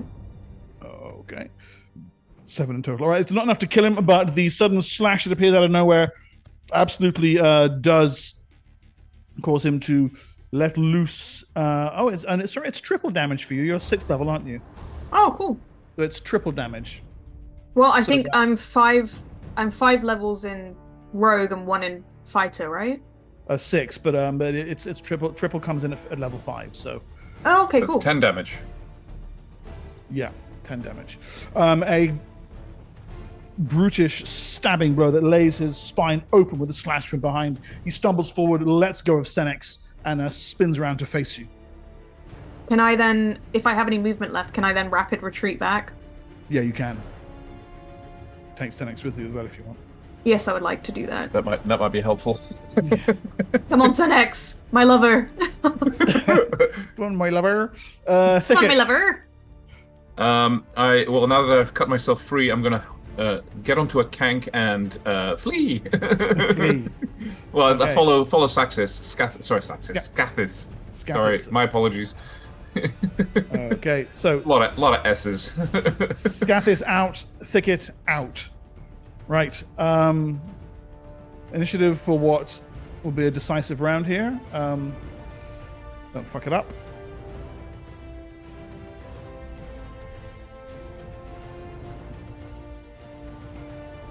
We all rolled? Nope. Nope. I don't know how far I was able to run with rapid retreat, but wherever I'm able to get to, let me know. Outside, you will have been able to get back to the kanks. Oh, wonderful. But Suxis has kanks for them 2, 4, rating. 6, 8, 10, 5, 100 feet. Yeah, you will be able to get back to the kanks because we're Perfect. measuring movement rate in yards outside. Okay, so Suxis. Suxis is on her kank and has kanks waiting for Senex and Shura. Right, what are you doing? As soon as they're on the kanks, we ride out. So you're holding. Unless I can't hold anymore, then I start You're in running initiative. You're in initiative 3. So you're at the moment you're holding, correct? out. Yeah. Okay. Senex, you arrive just ahead of Siora on 5. She arrives on 6, and you can see that Suxis is there, kind of gesturing toward a pair of kanks that she has lined up and ready for you. I kill it. No, I jump on. Okay. And behind you, as you begin to flee almost immediately, Siora likewise. Me too. I'm gonna, if Thicket's not on a kank yet, You, is he on a kank? you see Thicket and Scathis heading toward a nearby dune. Yeah. Okay, then yeah, I hop on a kank and ride out as well, yeah. Exactly. Full speed ahead. Yeah, okay. Right, so this group of Gith Raiders who is running up behind you, 1, 2, 3, 4, and the Chieftain are able to launch attacks at the 3 of you in the group who are just leaving because they arrive on 6. Okay, and you guys are departing on 5. You are departing on 6. So you're departing on the same initiative as them. Okay? So, forgive me while I throw some attacks your way. Oops. Spears come hurtling toward you, one toward each of you. Suxis, Senex, Siora. Okay, Suxis, that one flies right past you. Senex, coming at you from behind. That one is a strike, a direct hit. Siora, that is, again, because it's coming at you from behind, those both hit home. Senex, you take 4 damage. Siora, you take 3. I'm gonna use a PSP to nullify that. Okay, it costs you 10 PSPs. What? Why? The beetle. I didn't get bitten. Oh, you're quite right. You didn't get bitten. Yes, you weren't there. I take it all back. Cost you the 1. I was gonna say, I was like, excuse It's just unkind, really. How dare you? So, What you my reduced current it to hit 1. points? You reduced it to 1. Did you say? Actually, I would probably spend 2 to reduce it to nothing. I don't want to be leaking white everywhere. That's embarrassing. Okay. I'm actually gonna roll your current hit points now.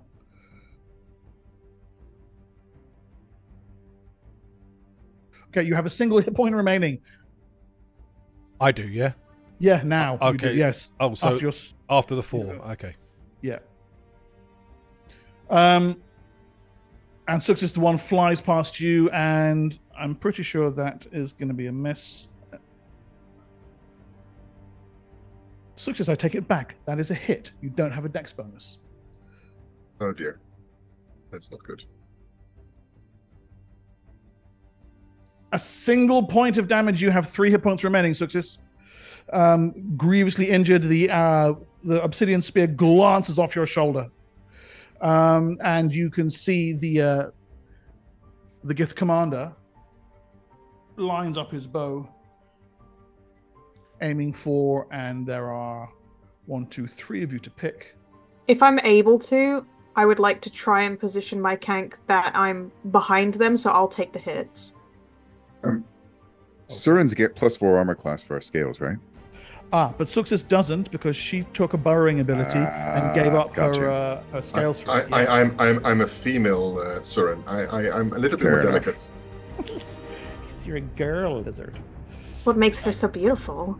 And able to you and able girl. to go underground to lay her eggs. Well, that's just creepy. Where'd you get your eggs, Is Granny? you? Lizards, man. Jeez. Okay, Kugrish takes 2 shots from his short bow straight towards Siora. 9s are better to hit. One's a natural 1 and is a miss. The other one strikes home Siora, and that's 8 damage. So I'm guessing you're burning points for that. Yeah, I use 3 PSPs for that. Okay. As a ride-off, I flip him off. Okay. He's like, "Ah!" Even in the Gith language, this is a heinous insult. And yes, Arnaud? Does that? Do I have a chance to do one last thing before they come riding out? Scathis and Thicket, you're on the end of the round. So if you want to do something other than just ride away, please go ahead. But at the moment, I have the group. Otherwise, the group is fleeing. Okay, now, if I'm not mistaken, we made a hole in the hedge so that we could escape with our kanks, correct? Correct. Is the hole here? Yes. But for the others to get through their bramble hedges, they can't escape. They can't follow us out of that hole because there's a bramble in the way, correct? You mean the Gith? The Gith, yes. You have met Gith before. It'll be a trivial matter for them to leap over the brambles.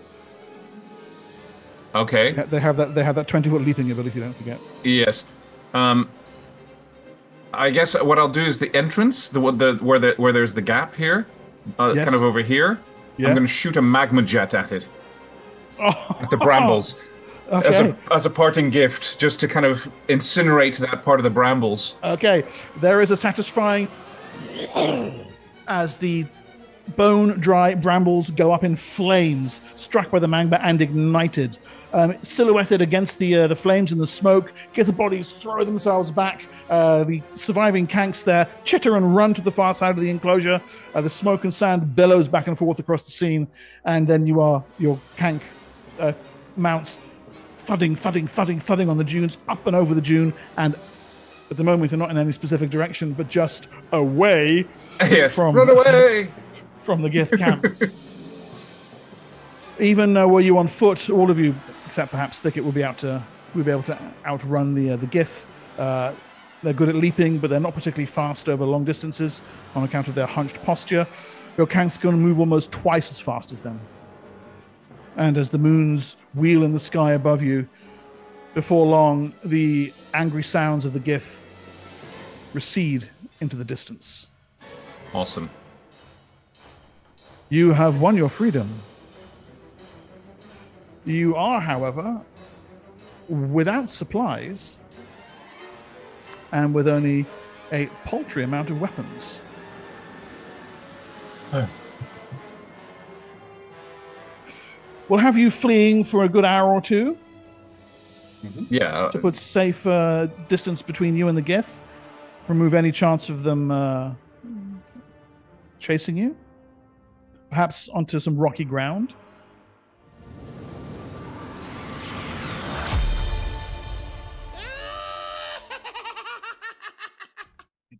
The moonlight casts your shadows long over the sands.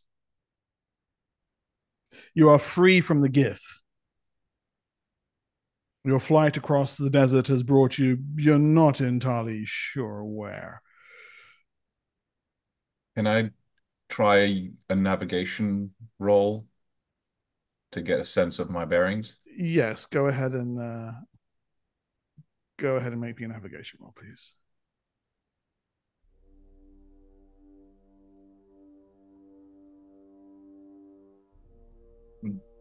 I will If make that's one as good, well. right? Only one person needs to make it. Ah. The secondary character, they just add +1 to the person who's I will rolling. do that. I will help. But that's sufficient. So I've put the merchant's map up on Roll20. You can guess that you are about 5 to 6 miles south by southwest of Al Taruk in the southern Taruk Mountains, round about here. Okay. While we ride, once we're away from the Gith, I want to relay what happened when I was in the city. So meeting the Kyrodius agent Aljara and her how I passed on the information that we had learned, that she's hopefully gonna, be still there when we get back, and she's gonna help us get into House Shom, where not House Shom, but the safe house of Shom, where I believe Lalaresh is, and so help me, I'm going to kill him. But I also express the concern that I don't know where Darjay is. Yes. I checked in with Luke, and they're feeling a bit better, had a nice bath, and apparently Darjay is sunning himself on a roof somewhere.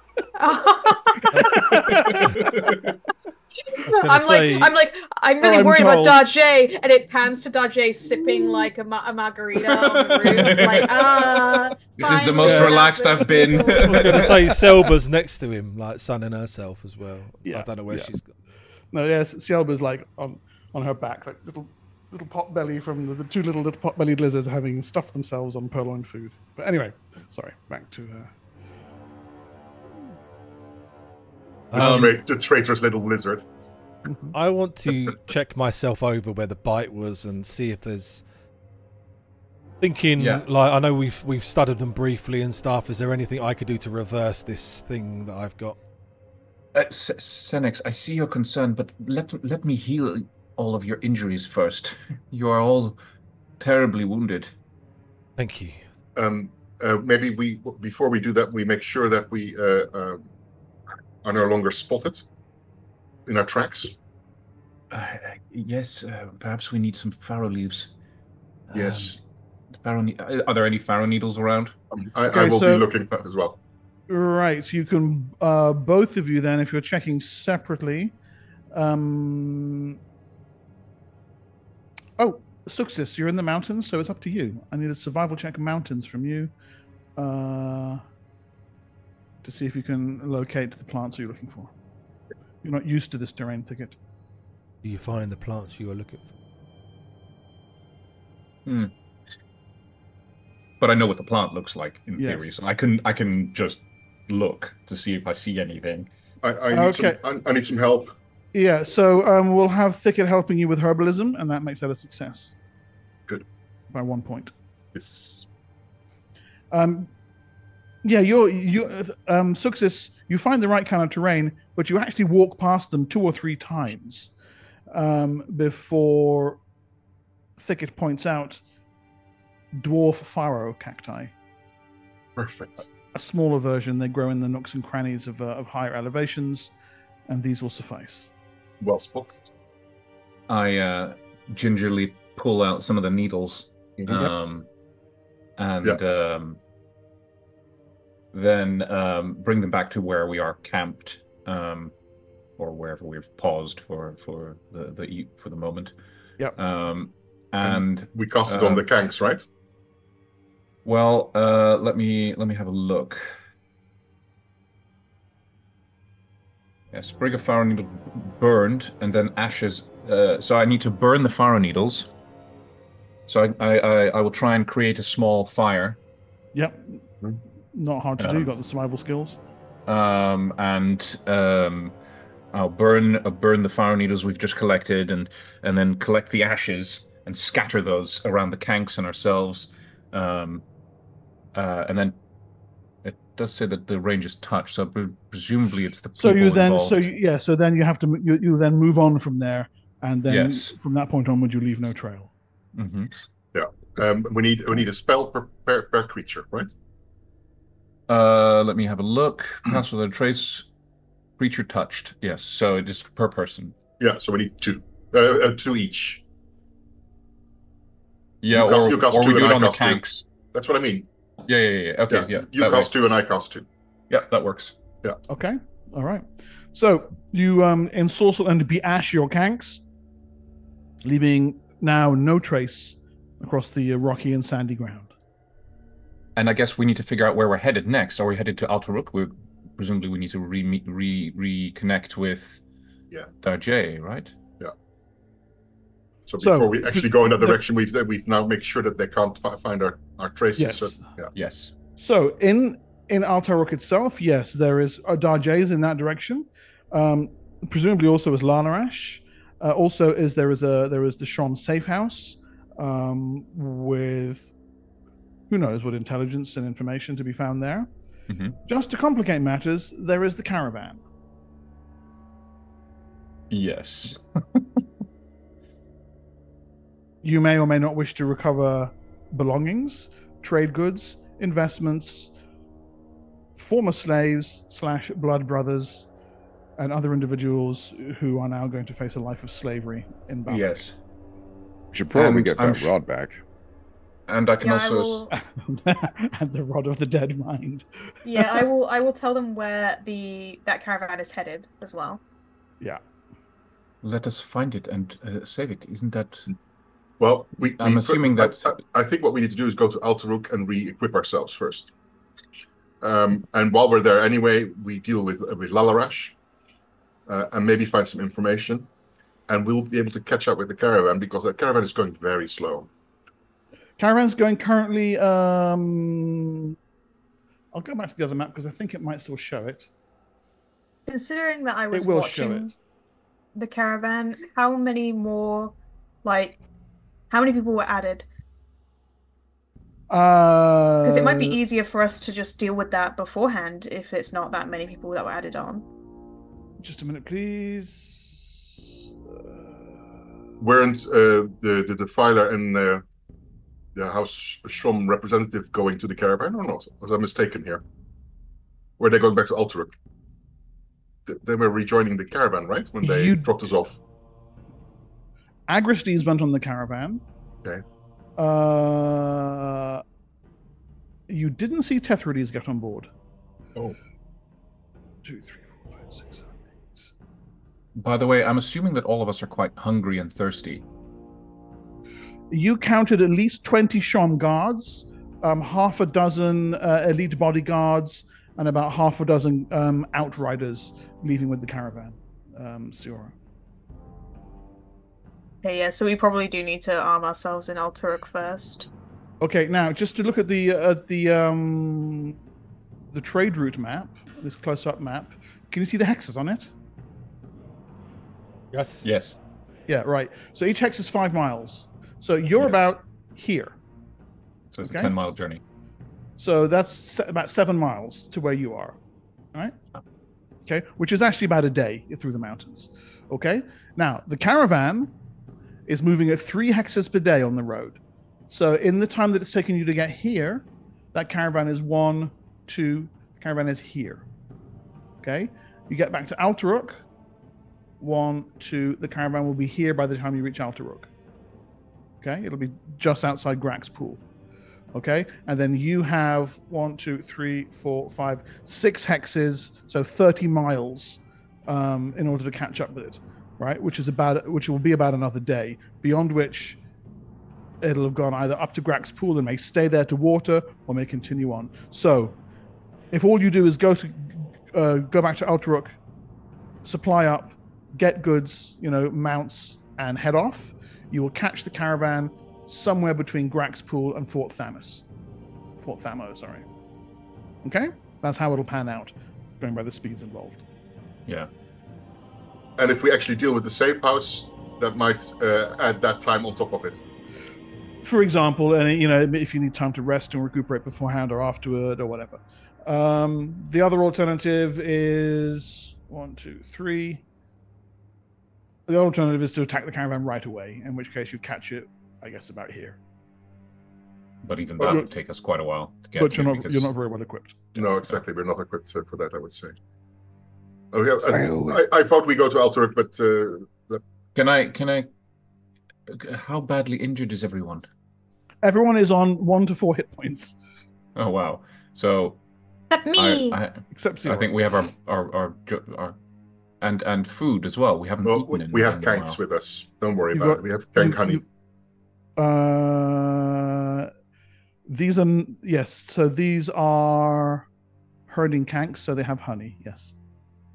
And how much honey will they produce? A globule a day. And how much will that feed? 1 person. That feeds you 1 person for 1 day. You can't do it indefinitely, but you can do it for like 2 days, and then you need to have something else. Yeah. Well, you can do it for a bunch of days, but it makes you sick. If you alternate it, then it keeps you okay. But you've got enough with the kanks and their globules. You do have enough food and water, or the equivalents thereof, to make it Alteruk. Yeah. To get back to Alteruk. Yeah. I say, we head back to Alteruk, deal with Lalaresh, and then head out to the caravan. I second that. To halt at Fen and Arazo to at least try to save them. Absolutely. Also, our mission is to go to that caravan and deal with the trade, right? So we need to go by the caravan anyway. Well, it's likely that part of the situation has been resolved. Those beetles were destroyed. Thicket jumped up and down on them, as I recall correctly. He smashed them. So there is. I would think that the second part of that, in other words, finding out the more information on the trade and putting a stop to it, is now takes precedence. Does Chirodias want her slaves and normal cargo back? Really, that would be her question here. But of course, you might have personal motivations for helping out those people. Yeah. I'll leave that up to you, of course. Well, first Alteruk it is, and then we'll make a decision. Something is stopping my power. But I need to work out what that is. Oh, the beetle bite. Doing it. Yeah. I need to we follow knew that. Cure. Yeah. Did we all get bitten? Yes, except Siora. But it's not affecting my spellcasting or anything. No, it's not. Psionics only. Presumably, we might be able to find that in the in the Shom safe house. In the Shom safe house, the glass cellar, they might have some things there about an antidote. I can only imagine that they must have been bitten by accident at some point. They must have some kind of thing. Either that, or we find them information. Can I do can I investigate the bite on myself and on Cynics? Yeah, and get a sense of what. It's like a big ass mosquito bite. You can see like where the proboscis entered, and the skin around it is swollen and red and itchy.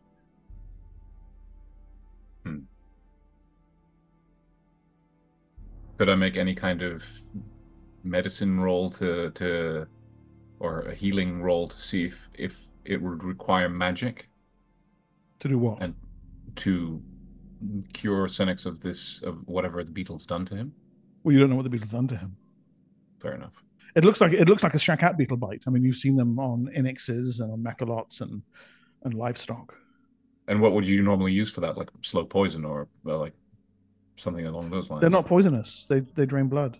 So it's just an injury. You slap it off and stamp on it. No, fair enough. And yeah. But all right. Well, either way, I'm going to let me see.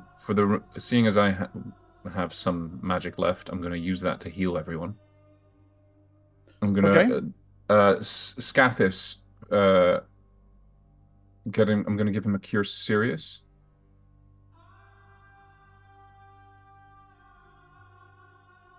So I just need to roll that on them.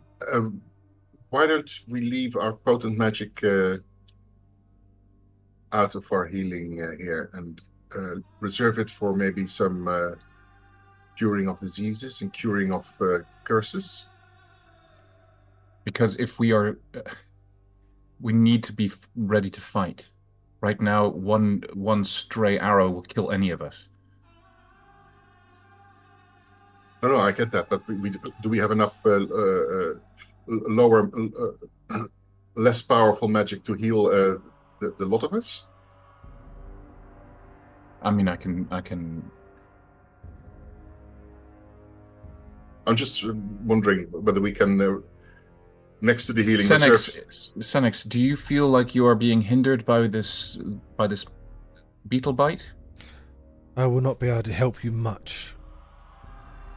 For something that costs so little, it's not so little. If that makes sense. It requires a lot for me to conjure any of my powers. Even the simplest things are a tremendous effort. I can try. I can do a remove disease or a remove curse ensorcelment.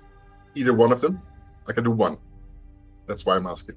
Can I try squeezing the spot where it bit me? Like any pus or anything? Blood comes out.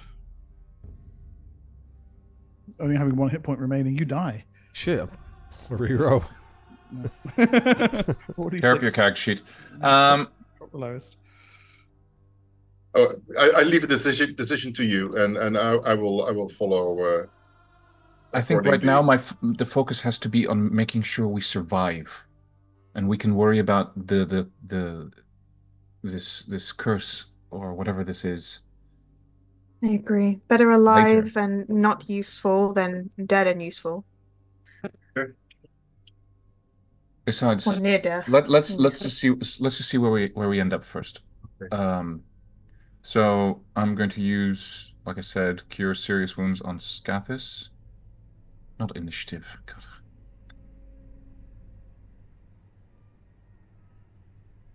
So,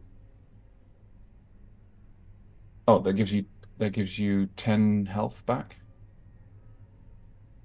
All right.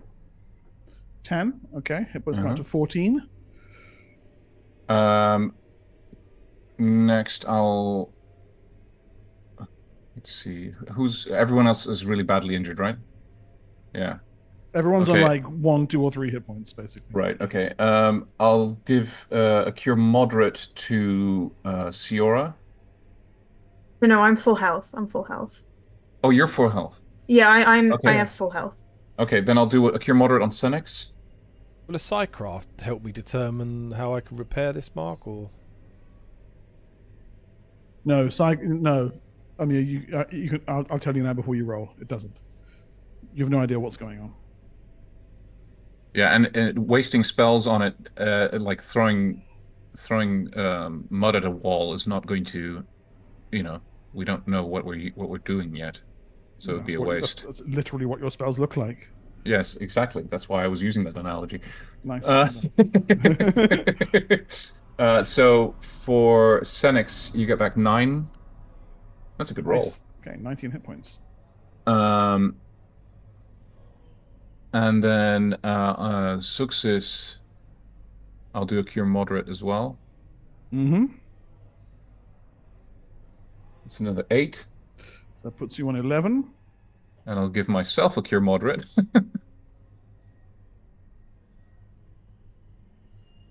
Ooh, nice. 11. These are good rolls. So that's... You got 11. That puts you on 13. So at least we're all kind of... You're all in double figures. Double figures. Yeah. But we're not fully healed at all. No. Okay, I'll give each of the injured people a cure light as well. That uses up all my first level spells. Did we actually regain our spells after the last combat? No, you haven't had but I hadn't used any. Okay, so these are cure lights in this order. Senex first, please. Yes, hold on. Let me just get to my spell page 1 second. One for Senex. Only 2. Okay, you end on 21. This one for Scathis. Another 4. Zuxis. Ooh, 6. 18 for Scathis now. And then another one for me. Zuxis, you go for a 6, did you say? Yes. Yeah. Okay, that leaves you on 17. And I got 4.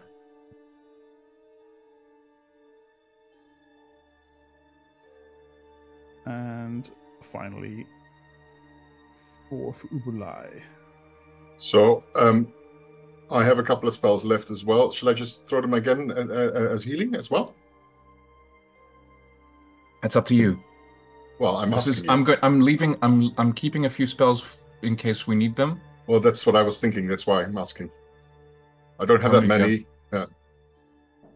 Can you spare a few low, like cure lights? I have 1 left, I think. Oh, well, and 1 second and 1/3. So there you go. Why don't you save those? Okay. We're all in double figures. You know. Yeah. We'll be okay if you know we can. Yeah, exactly. Maybe...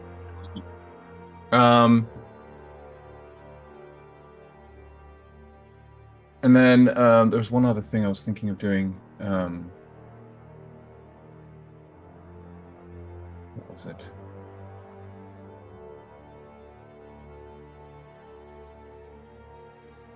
No? Do you want me to come back to you? Yeah, come back to me. Sorry. Okay. All right, so you lather healing spells upon yourselves as your kanks trudge the remainder of the distance back overnight toward Al-Taruk. When morning comes, with the sun rising over the estuary of the Sea of Silt, sending a wash of soft pink light up the inlet, smokes rise from Al-Taruk. The sound of bells calling elemental adherents to worship in the morning, the cries of drovers getting their beasts of burden underway or bringing them in from the road. It seems so peaceful after the awful bloodshed you saw down there. There is the remaining issue of gaining access. Siora, it's probably within your ability to slip in and out. But for anyone else, the gate toll is a gold piece, which you don't have. I have 300 plus ceramics. So that'll get 3 people in. I can sneak in myself. Does anyone else have... I wonder if I can bribe the guards instead. Maybe you can go in and get your contact to pay up the money. If you don't have the money, how are you going to bribe the guards? Well, I mean, be like, either we all go in for 300 ceramics, or none of us go in. Yeah, well, you can use your improved influence reactions to push him to a position where he'd accept that.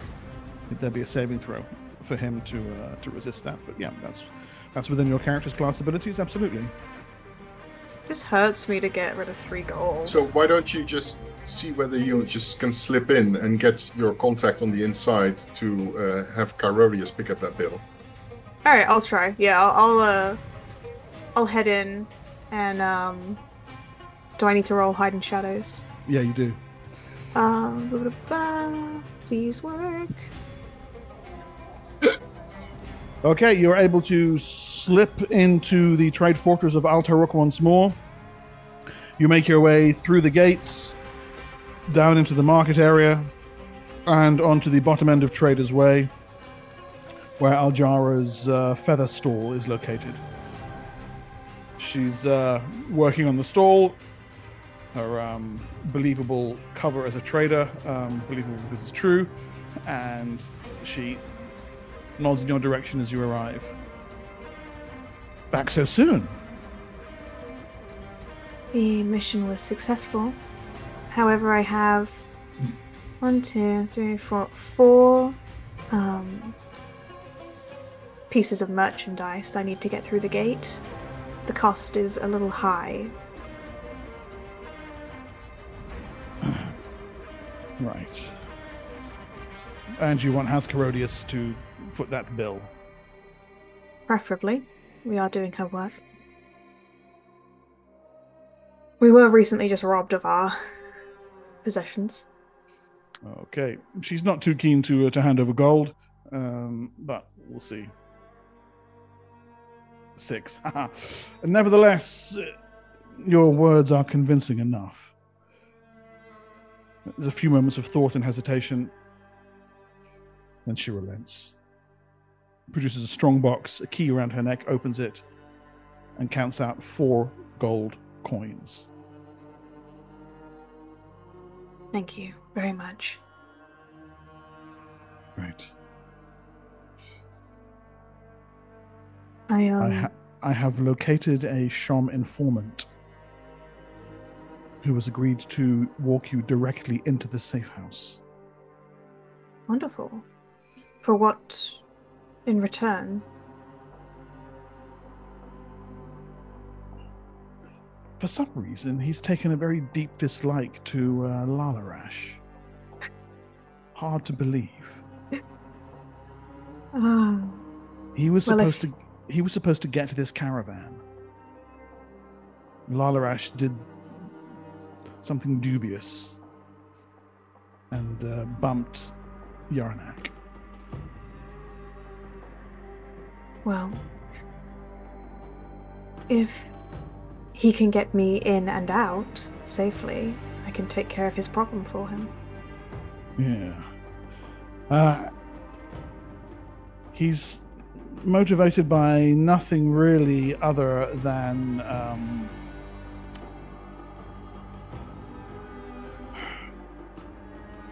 vengeance, really.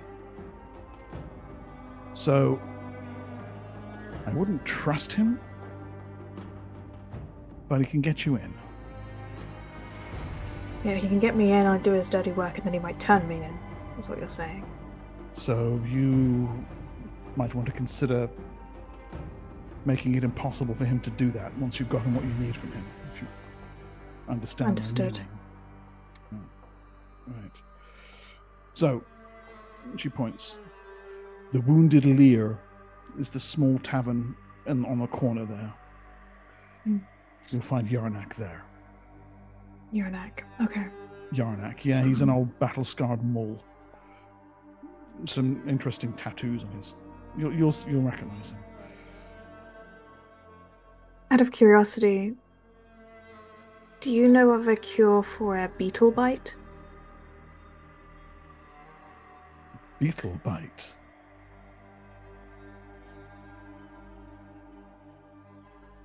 I'm not entirely sure what it is about the beetles that gives them their property. So no, I would have expected a poison, but I don't think it's that. Right. Well, we plan on handling this and then going after the caravan. Is that something Really? you would want to join us on? Yes, I would. Yeah, I've worked with many of the people on that caravan. She pats a long bone blade at her side.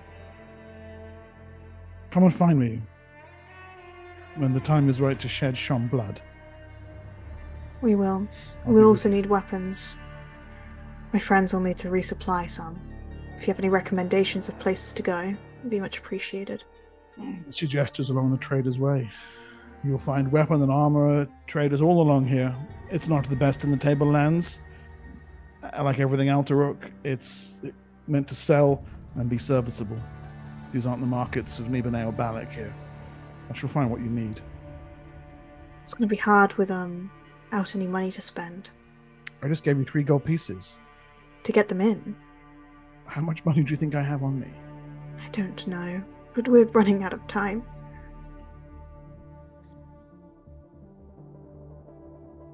Well, actually she gave you 4, didn't she? She did, yeah. I'm going to make it 5, and she slides you another. Do the best you can. Thank you. You know where to find me when the time comes to do murder. Yes. She did tell me, right? Yeah, here. Yeah, good. I was going to say, I think it's here, but... Right here. Yeah, right here. Yeah. We'll come for you. Happy hunting.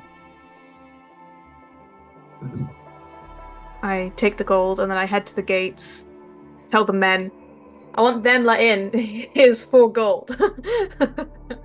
Okay. The transaction happens nice and quickly, and your companions are admitted back into.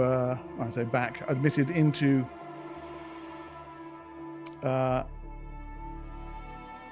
Into Alteruk. As I've mentioned before, strong walls, buildings all around the inside of the walls, and then a central plaza with trade houses and trade stalls and emporia all the way down the middle. Not big enough for large caravans to come in, but there's a few Inix wagons here, a healthy number of traders from a whole variety of trade houses. And you spot armed guards in various places.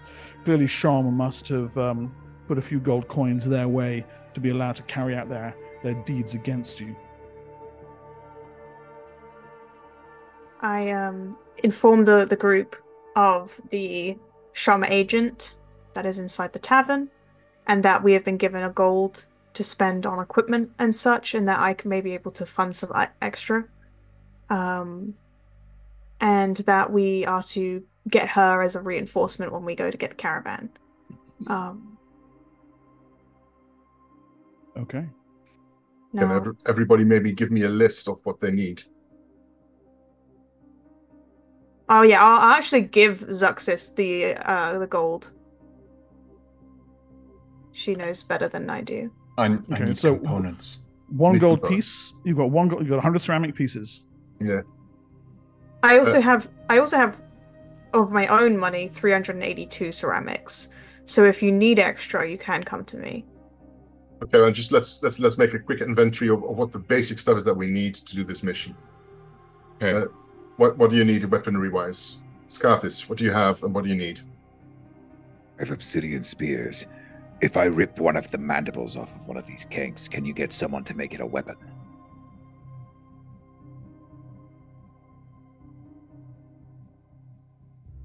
I don't Oh, know. sorry, I didn't unmute, did I?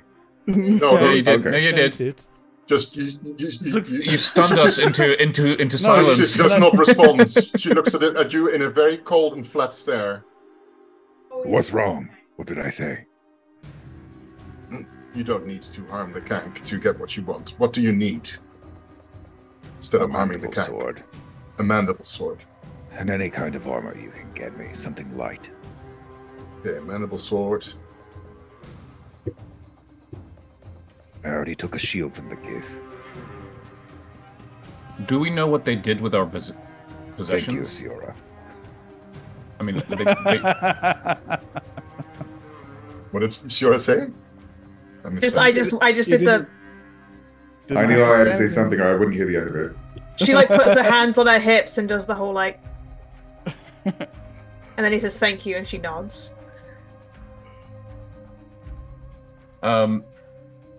We need water. Get us. We need some supplies. Yeah. Yeah. I've got already that on the list. Yeah. Food and water. if you can, Anybody else need weaponry? Let's focus on the weaponry first, because we need to do murder in town here. We need weapons. Not don't focus on the travel to the caravan yet, because I'm sure we might be able to lift some stuff here from where we're going to commit murder and sell that and buy other stuff with that. But we might even find our own belongings amongst the cargo. I'm hoping they're still on the caravan. But I don't know for sure. I will say this, if you're able to find some kind of poison I can put on my blades, that would make dealing with the Shom informant and Lalaresh much easier. However, I'm not skilled in poisons, so you should it's not use really... it. Yeah. Right, okay. Can you get me a short bow and a spear? Short bow and a spear, good. Anybody else? I just need Senex? a cheap crystal, please. A quartz of some sort. Quartz, yeah. Spell components. You know Short what? bow, You know spear. what we need. Yeah. Put the quartz at 5 ceramics in price. Okay. Apart from that, I am not much use. I'm afraid. Use a few of my powers. Have we rested since then? Have I got my PSPs back? No, you haven't rested since then. You guys have ridden overnight Yeah. to get here. You're all feeling a bit ragged, to be honest. And Zuxis. It might be worth us sleeping Yeah. after talking with this Shom informant. How much was the quartz? 5 CP? 5 CP for the quartz. Yeah, just a cheap little gem.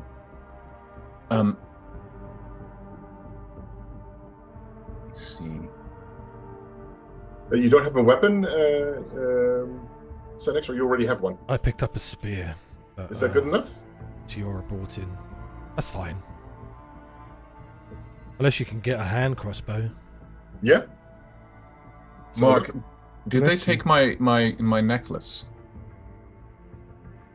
Yes, yeah, you've been stripped down to your underwear. Okay. Your loincloths. What about my ear plugs? The ones in the picture, if you see here. Yeah, they're going to take this and sell those. Okay. I'll have Well, then I don't have a holy clothes. symbol, and I need one. Holy symbol then. Okay, holy symbol. Some simple robes and some sandals would be nice. A hat? And a common cloak with a hood. That's true, you are all just in your underwear. So? Hey, look, Senex is ripped. Literally ripped. Zuxis looks like she doesn't care. Clothes, that's not a priority right now. Why do you need it? You don't care. I activate my love aura again. Am I assuming that they didn't wash the mud off my skin? I'm assuming. No, it's chipped and faded as happens over time. Yeah, but it's still there. I'm still but it's- blue. And, yeah. Yeah, Okay. slightly patchy blue. Yeah. Yeah. Okay. I'm going to go quickly shop. Have a look. Where is Oh, that? and can you get an Agafari club? Well, And I need that guy's metal leg. Specifically made of Agafari wood. You might want one too. And that guy's eye. We need that eye.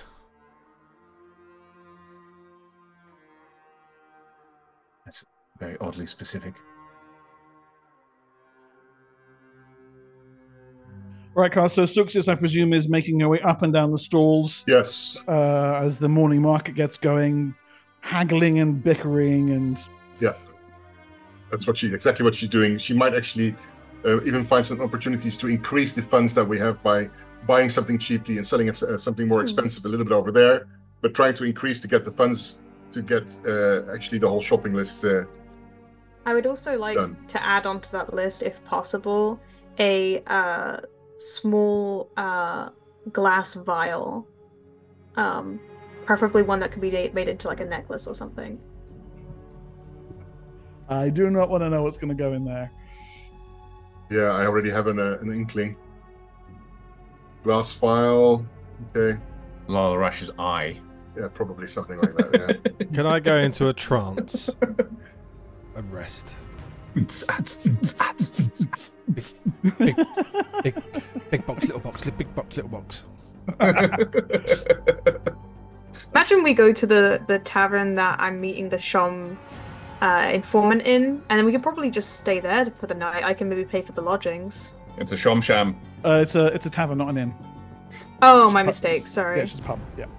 I mean, there are places where you can stay. Yes, absolutely. All right. Yeah. How much would it be for like a big room for all of us? Just one moment, please.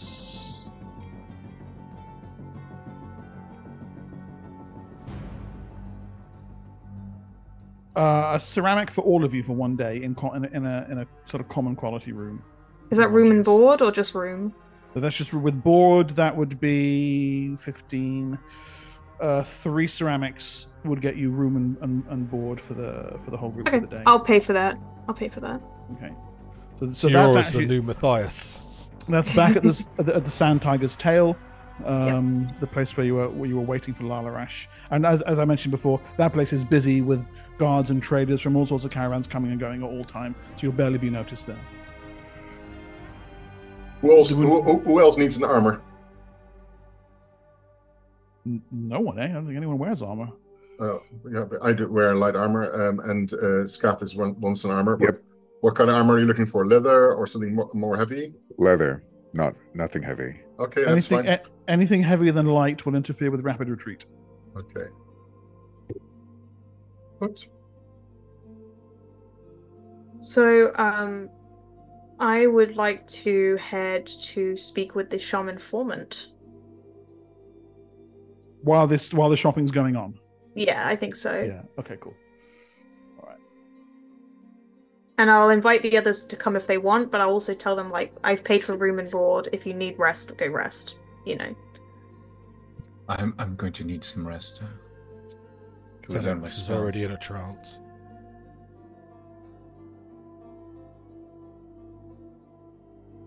Okay. Well, he's actually sitting. I popped him on the map there just so you can see where he is.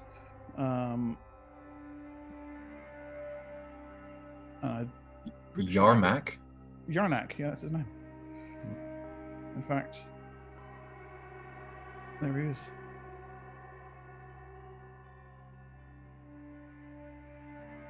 I like his makeup. It's very sexy. Those are his tattoos that you were talking about. Makeup. Okay, fine. So yeah, he's sitting at the table. As you come in, I guess you kind of glance over at him, Siora. He matches the description. Mm-hmm. He shoots a question at you. I take a seat at his table. Has Karodias? Yes. Yarnak. Neva. Neva, the gladiator. Oh, sadly not a gladiator, but maybe named after her. So, we have mutual friend. She says you need to go somewhere you're not supposed to go. Yes, I need to, hurt someone I think we both want hurt.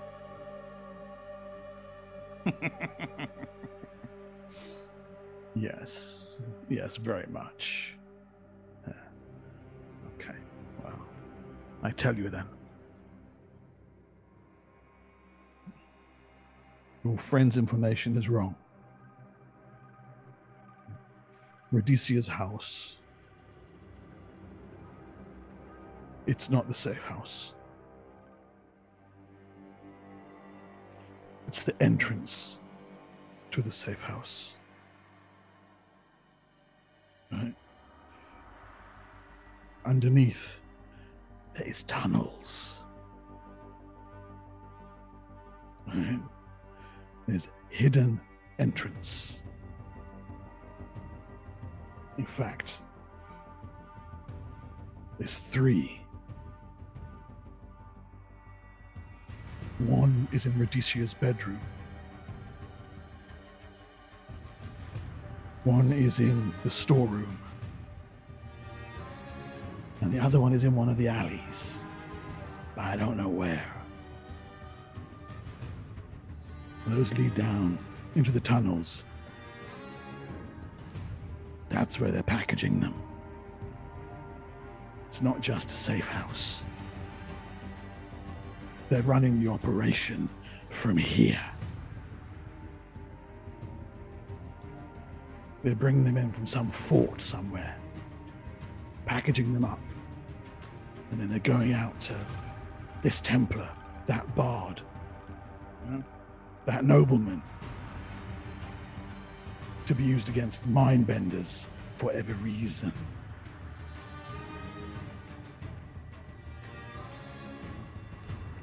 So, you taking me with you? Or you bringing me his head?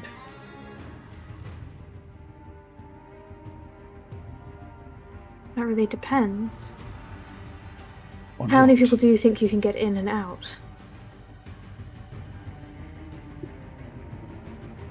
Well, I think I can get the doors open.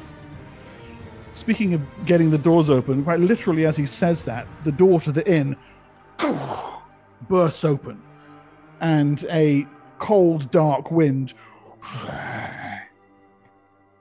rolls through the tavern's tap room.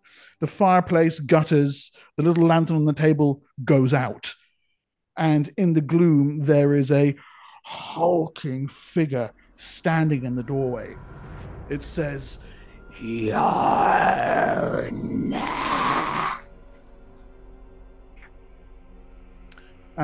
you get a brief glimpse of it.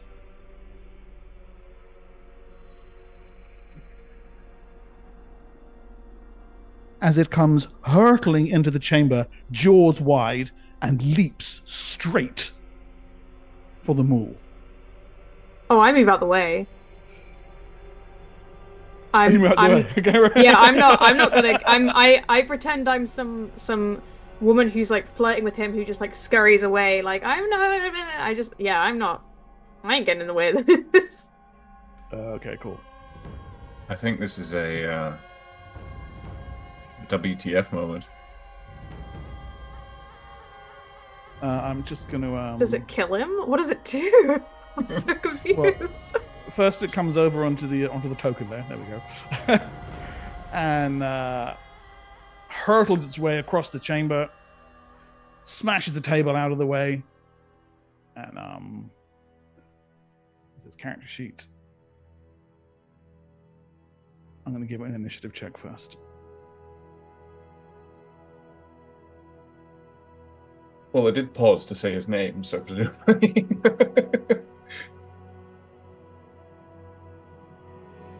Oh, bless! It's been given a random name by.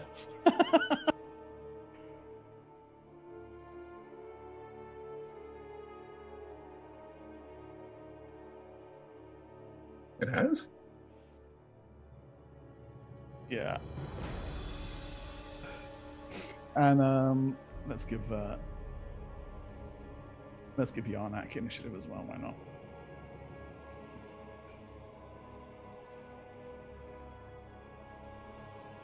Okay. Oh, poor Yarnak. Sucks to be him. Okay. So the immense fiendish creature hurtles across the intervening space, as I said, and proceeds to immediately tear into poor Yarnak.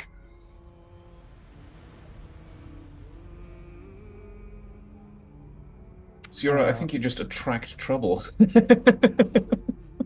Everywhere you go, this stuff happens. Kind of does, doesn't she? It claws and bites at him. Here we go. Excuse me, come back. Character sheet, please. I'm not done with you yet. Claw, bite. Hitting armor class is 14 to 27. Yarnak's armor class is 15. So he dodges the second claw, but the other one takes him solidly across the face, and followed up by a bite from the hulking creature. Claw and bite, dealing a total of 6 points of damage to Yarnak. Yarnak screams, Help! Help! Around, the patrons of the Wounded Lear are fleeing out into the street. The rest of you, by the way, are aware of some kind of commotion going on further down at the end of the market, where Siora said she was going to go and get a drink. Siora, do you want to do anything?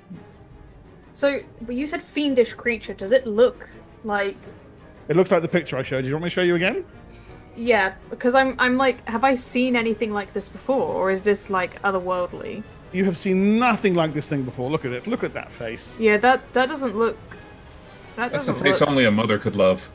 Or maybe not even that. Anyway.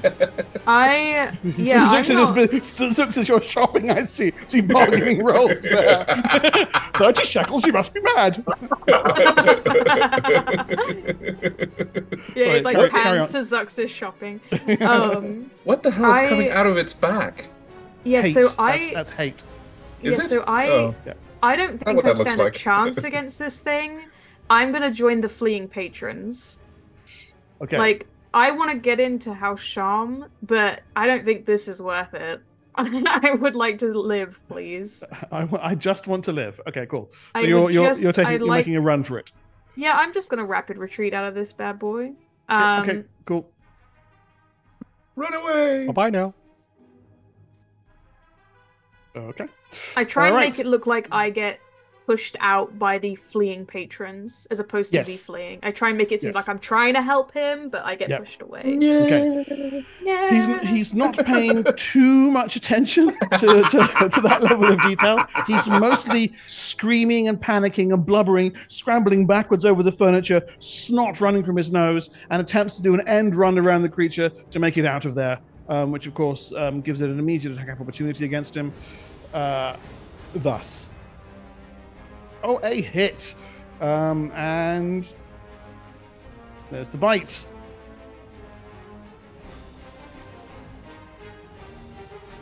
It deals 11 damage. Oh, Yarnak. He stumbles and comes out into the street, bleeding copiously, standing around. Help, please, somebody, help! Well, he is surrounded by an increasingly large semicircle of people who are backing away from him in utter terror. What is that thing? Yeah. Okay. I'm going to want initiative from you again, Siora. Also, if there's anyone else wishes to come and participate in this, please go ahead. I'm going to keep going until it kills Yarnak, and then we'll see after that. I'm not trying to compel you. I'm just making a. They can hear. They can hear this happening, right? They're just across the street. Yeah, everybody in Altruck can hear this happening. Yeah, so you guys know it's happening. I take use of the commotion to actually make a better deal. I steal. You can have a +2 on your next bargaining roll, Carl, for that. I love the idea that during this chaotic fight, he just cuts away every now and then to Zuxis. So it's not worth could 15, I get 20% really, off? is it? Yeah. I like the idea that the music is even more intense for Zuxis bargaining. Okay, so Yarnak runs and hides behind you, screaming, "You gotta protect me! You must protect me! They've sent it to kill me because of what I know!" And he uses his action to go full defensive. The immense thing strides out into the street, not even running, actually shoves you aside, Siora, and then rears itself up to finish Yarnak off, which I'm almost certain it's going to do right now. 1, 2, 3. 3 hits. Claw, bite. Yeah, that's it. Yarnak dies, claps, torn to pieces on the ground by the immense fiendish thing. It stares down.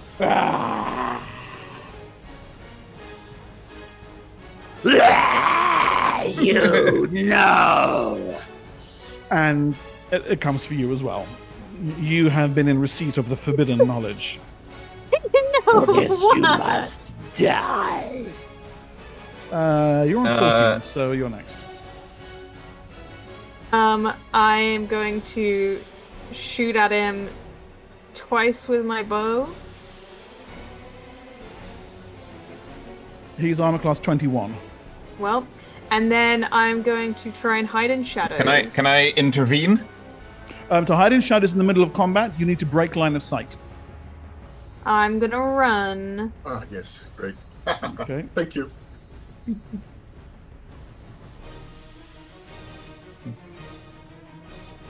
Okay, Right you turn, here. you flee, and yeah, make me a roll there.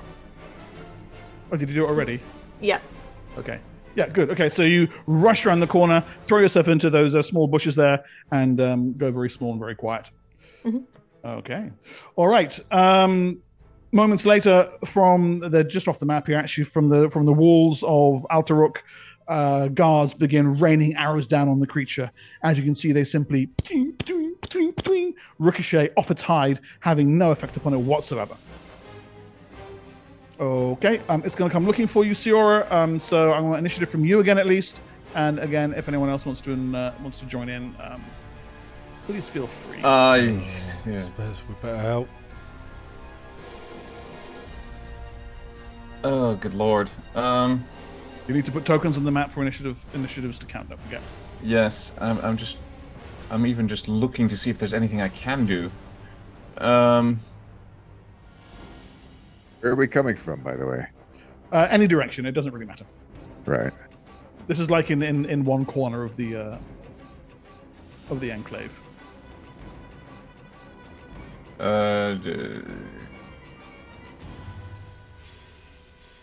Yeah. No, I don't. I got nothing.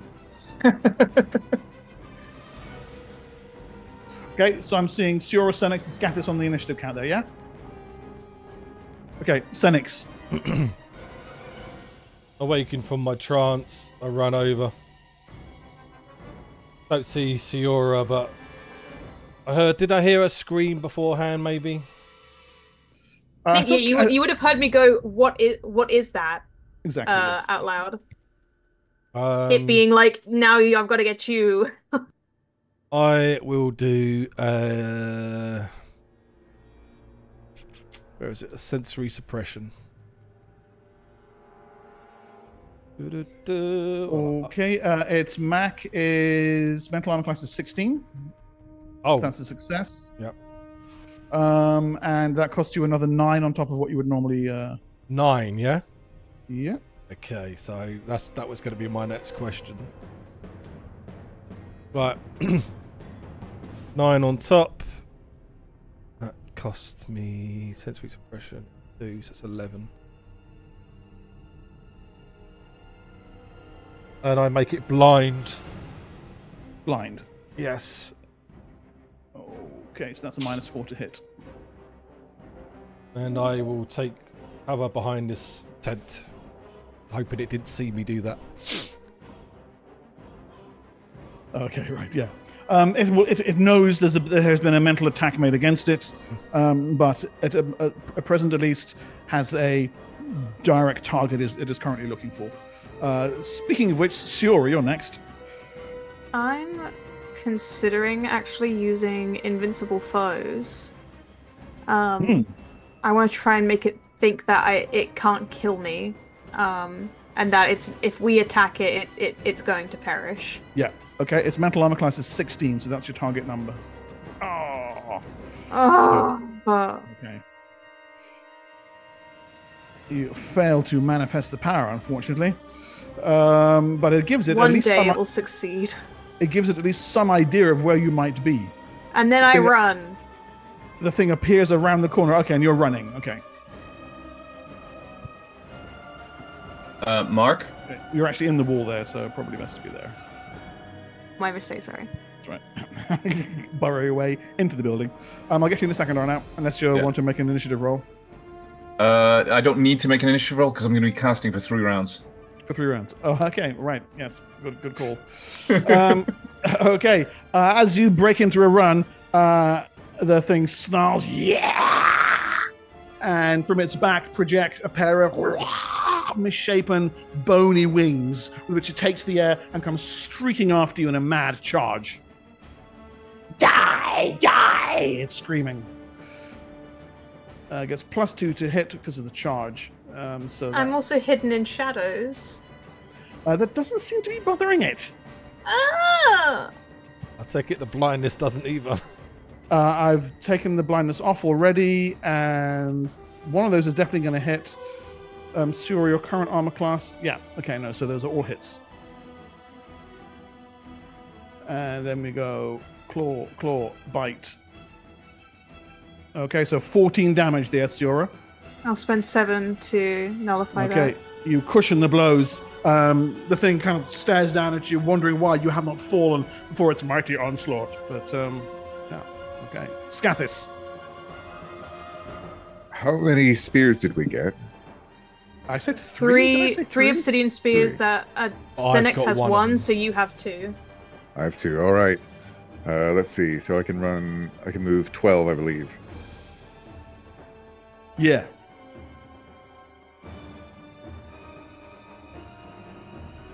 I think you got line of sight from there. Yeah, just. Yeah.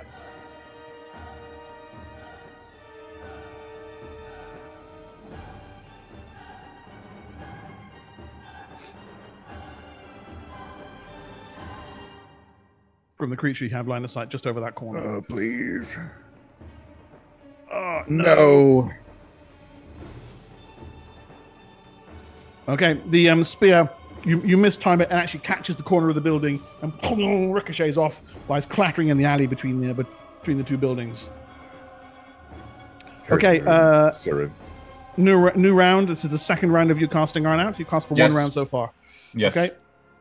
Let's pop initiative again from everyone, please. Quick question. How long have I been busy with buying and selling at the moment? Like 5 minutes. That conversation was going on. Oh, then I'll still be busy with this. I'm sorry. Okay. No. If you want to cut loose from that and be like, I'll be right back. I'm completely fine with that. I won't give you penalties or anything. Oh, okay. Then I will finish what I'm doing, and then I will go and join the group and see what I can help with. Yeah? Okay, make a roll for this round then. Yes. Bring a token out first, don't forget. Yeah. Do the I'll add my guards token as well. succeed in? Do the guards succeed in shooting the? The guards are managing to get their arrows to land. The arrows don't appear to be able to pierce the thing's hide at all. And you can hear someone shouting, "Get Iris for Stanley's! Get him out here now!" And then a bunch of guards go running off to a large tower on the far side of the compound. Can I get initiative from you, Carl? Yeah. Give me a sec. Yep. So I don't have. Yeah. I'll have to do a basic one. Yeah. Because I haven't gotten to the point where I have bought myself. Okay, well, you're up first. Nice. I will hold and I will figure out what to do. Yep, Scathis. Scathis is probably going to regret this, but he's going to run in and try to attack this thing. Okay, go. Armor class 21.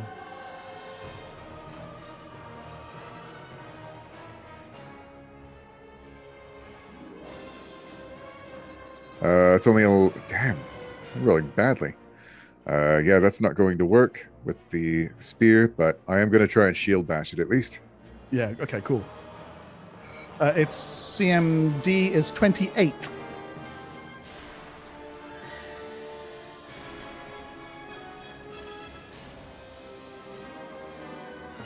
Oh! The shield bash lands. The shield bash lands, yes. Nice.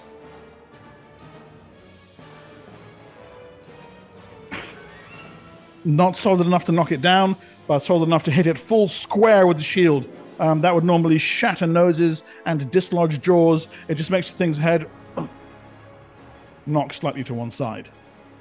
Does nothing. It no-sells it then, basically. Yeah. Siora. I'm gonna try and attack it with my widow's knife. Yep, go. Probably not succeeding because I don't think I can even meet its AC. Yeah, the first blow actually bounces clear off its hide. The second doesn't even come close. And then I would like to rapid retreat. It seems to be chasing after me. Hmm. So where are the guards at? Because I want to be running towards wherever they are. So the main set of guards are over by the wall, which is over here. Okay. So then, yeah, I want to be running over here. Yep. Okay. So you do a cool wall run, get past it, and then go racing off in the direction of the guards. Okay. The thing turns around, sees you standing in front of it, and there is a baleful yellow light burns within its eyes, striking deep into your heart, Scathis. Roll me saving throw against spells, please. Is it my go?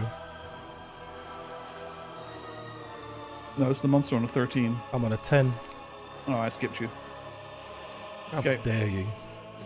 Go ahead, Lee. Oh, All right. Looking at I'll come back to you, Grindy.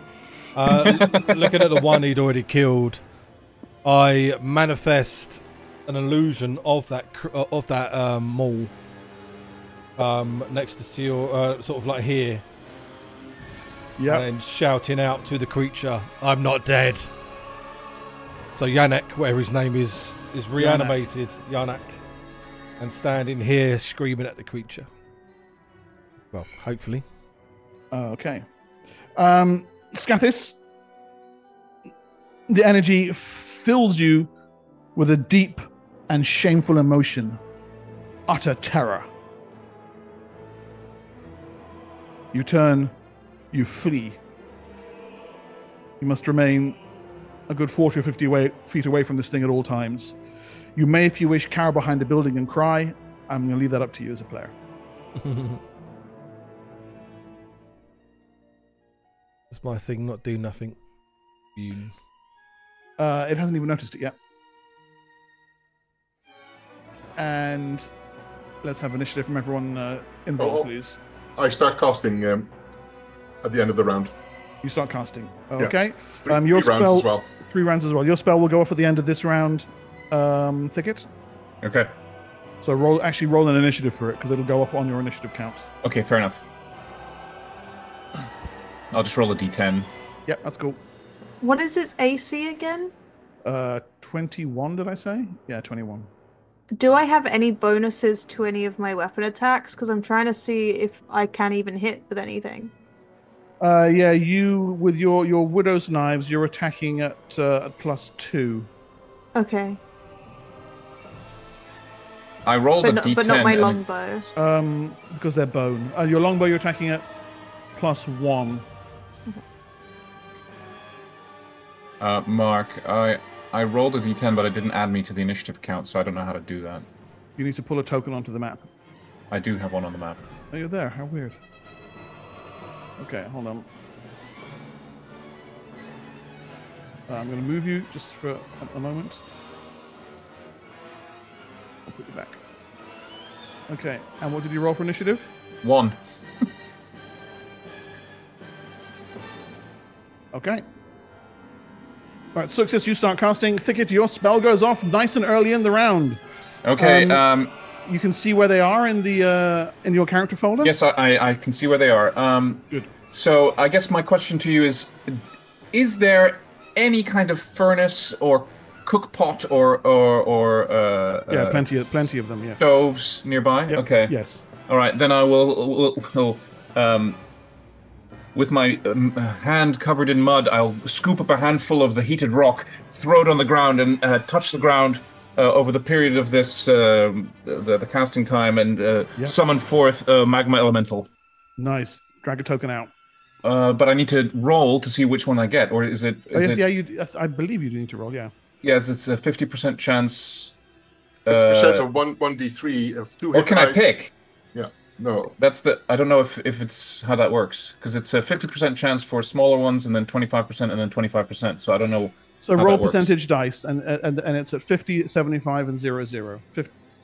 Okay, I will roll percentage dice. 14. 14. So what does that do? Okay, so that is 1d3 of 2 hit dice. Okay, so 1d3, they don't exist. So I'll roll a d6. Yep. So Okay, that's a 5 or that's 6. three. So it's 3. That's 3. Nice. Yeah. All right. So I get 3 of 2 hit dice? Of 2 hit dice, yes. Okay. And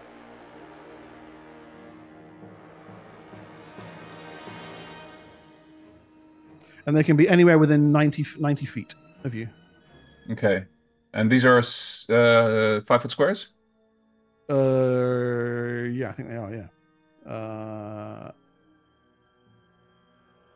Okay, so I'll summon them to be... Yeah, they're 5 feet Sorry. squares. That's 90 feet. Okay.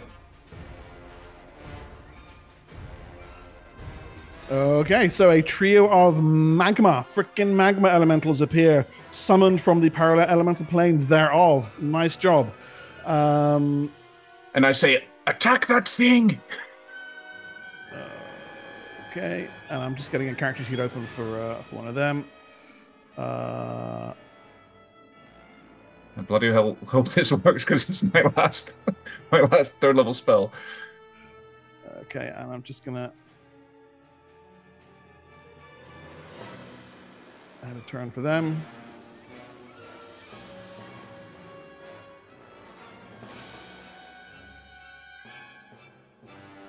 Okay, and they're going on a 12. Okay, Success, you've started casting Thicket, you've summoned your elementals. Siora. I was planning on hitting it with my Widow's Knife, but I'm probably just gonna run towards the... I mean, I don't want to get close to it. I'm probably just gonna run over to where the guards are at, honestly. Yeah. And maybe prepare myself for if it comes towards me. Actually, you know what? I'm gonna go over to the body of the Shom agent. And I'm gonna be pretending to check if he's okay. But really, I want to be like checking his body for things, like if he's got anything. Yeah, absolutely. Okay, so you check him over. He has 35 ceramic pieces, 5 silver pieces. Mm-hmm. I love that she's taking the time to count that right now. She's like, that's 3. That's 4. Let's see. He's got a bone dagger. He's got 2 little packets of what you think are probably poison, but they're currently nicely safe wrapped up in packets. Mm-hmm. He has a bone key, and he has a House Shom signet ring. Nice. I will be taking all of that. Thank you very much. That's mine. Basically mine. Doing what us rogues call a yoink. Mm-hmm. Okay. The thing turns its back on you, engulfed in the energies of its fear attack. Scathis, you are unable to make an attack against it, and strides over to the nearest of the elementals. That's Scathis you're moving. You're moving Scathis, yeah. I'm moving Scathis. Scathis, you're on mine now, basically. Comes over in this direction and races for where Siora is heading toward the guards. As it does so, the magma elementals all get a free attack against it. Okay. I will roll those for you. 1, 2, Okay. 3. Saves me the hassle. And yeah, they fail to land a blow. Oh, for fuck's sake. It catches up with Siora fairly easily. You're not seeing my hallucination. It doesn't appear to notice it as anything real. Oh. That's yet to work. Yeah, this thing is 11th level, so you know, I don't know what to tell you. And it strikes for Siora. 2 hits, 2 claws there, I see. 2 points. And 2 points. Siora, that's another 10 points of damage. I'll spend 5 to lower that. Okay. Why won't you just die? Then I can leave. Scathis. I drop my spell, Mark. I run away. You lose the spell. Yeah. Yeah, okay. You run away. Okay. I run away from both it and the magma, but I keep the tears in, just like Dad taught me. Okay.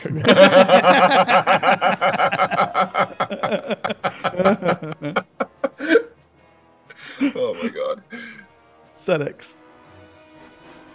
Seeing my hallucination is doing nothing, I lose concentration on it, and I manifest. Yeah.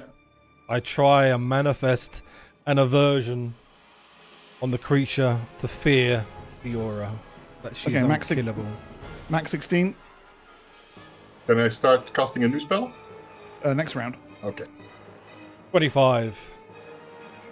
Okay, great. So now it's possessed by fear against her, right? Against her. Oh, it's scared of her, but I am going to try to manifest the power. So it turns into a to manipulate it. Manipulate it. And turn it into a fear spell. Yep. That is now a fear spell. She is scared of her, hopefully. Okay, great. So an additional 9. Yep. So additional 14. Yeah. Plus the spell. Yeah, which is 2. 16. Oh, can't do that much more. Okay. It flees in this direction, getting the hell away as rapidly as it can. You're against an attack of opportunity. She absolutely does. Alright, I'll take it. She's like, hold up, I'm just counting. Hold on, I'm counting my coins.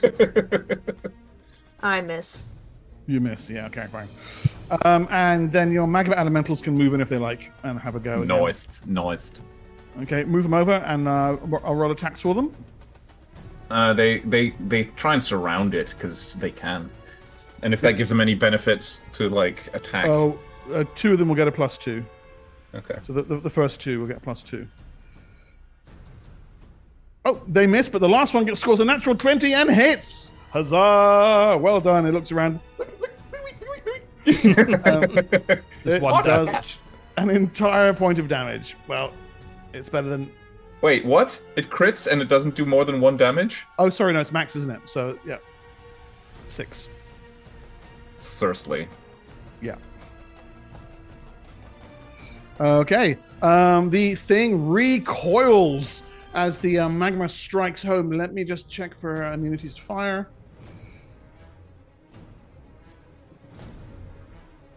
Of course it has immunity to fire. Half damage, so it takes 3 points. Better than nothing, though. And there's a nice smoking magma burn on the thing's nasty-looking shoulder.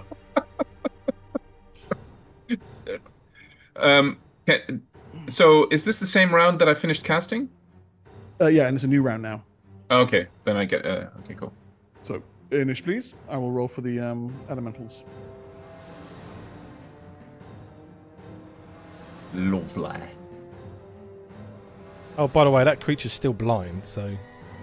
Yeah, I've adjusted its Oh, yeah, attacks. okay, Oh, that one on the 12 is... Okay, so that's actually on a 13. Ignore the one on the 12. Fuck's sake. Oh. Can I do that? Ooh, Are we all done? Ooh. Hold on. I need to find something. Hold on. Hey. We don't have our components yet, do we? No, are you ready for initiative, Arnout? Yes, I'm trying. Where's the bloody button? Weapons. General action.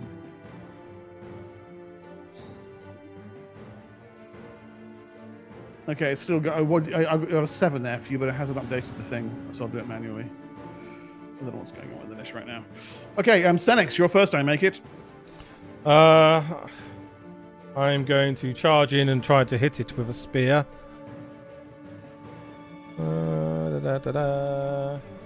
15 to hit. So armor class is 21. I run away. I run Okay. over towards you. Okay. That's a safe area. Yes, I know. I made it safe. Siora. I try to rally the guards to hurry, and for whoever they're calling to hurry. Yes. Okay. One of the guards kind of looks down toward you as you call such instructions up toward it. He's on his way. Sit tight. And then can I maybe go get my my Chirodius I forget her name. I'm sorry. Aljara. Aljara. Yeah, she's currently hiding underneath her stall, but you can find her. I want to go to her, hide with her, but then just while I'm under there, tell her everything that he told me in case something happens to me. Right. I want to tell her that her intel's wrong and everything like that. And Right. And this is the information that makes that thing want to kill you, is it? I think so.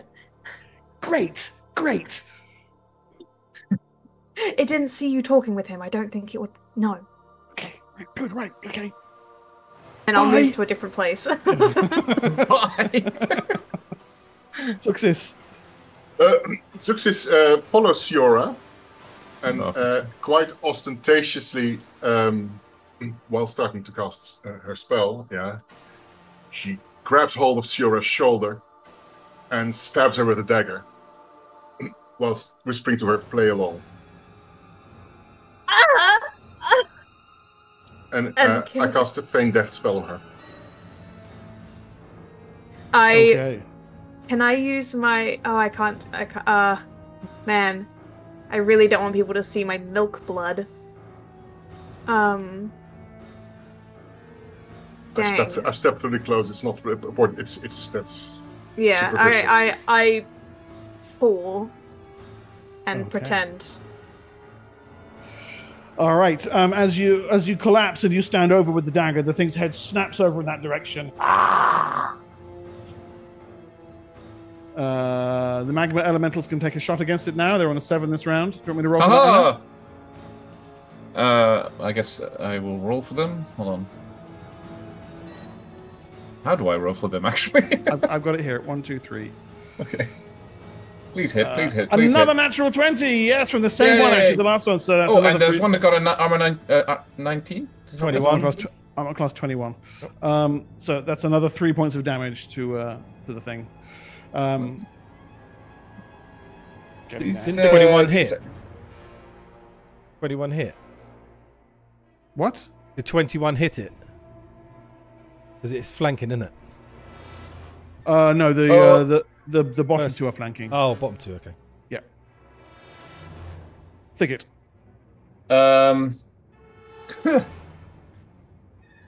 Yeah, so I'm going to hold for now. Okay, Scathis? Still hiding? Am I still scared? Let me just check. Gale's black. No, you're not. Ooh, okay. All right.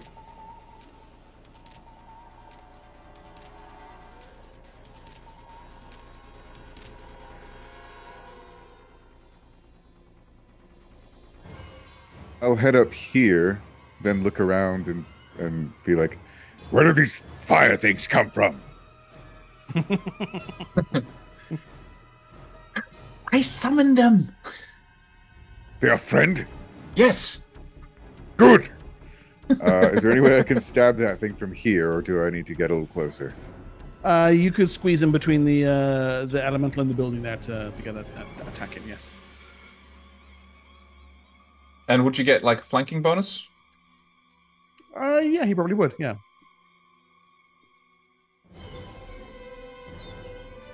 Not that it will help. That won't hit. This is the worst spear you've ever had. I hate this thing. Shield bash? Yeah, go ahead. If something is prone, isn't it easier to hit? You get a +4 to get a +4 to hit. But that's not no luck on the shield bash this time. No. Oh well. Oh, God. I'm gonna leave it there. Okay. The next magma power elemental is an error on the map, and then it's the monster. Yeah, it's gonna face off against this one dude who keeps natural 20 in it. I'm afraid. And that's 1, 2, 3. Say 5 or 9 hit points? 9. Those are all hits, so I don't even really need to roll this, but I'm going to anyway. It's also got -4 to its armor class, by the way. So its armor class is treated as 17 in that case. Yeah.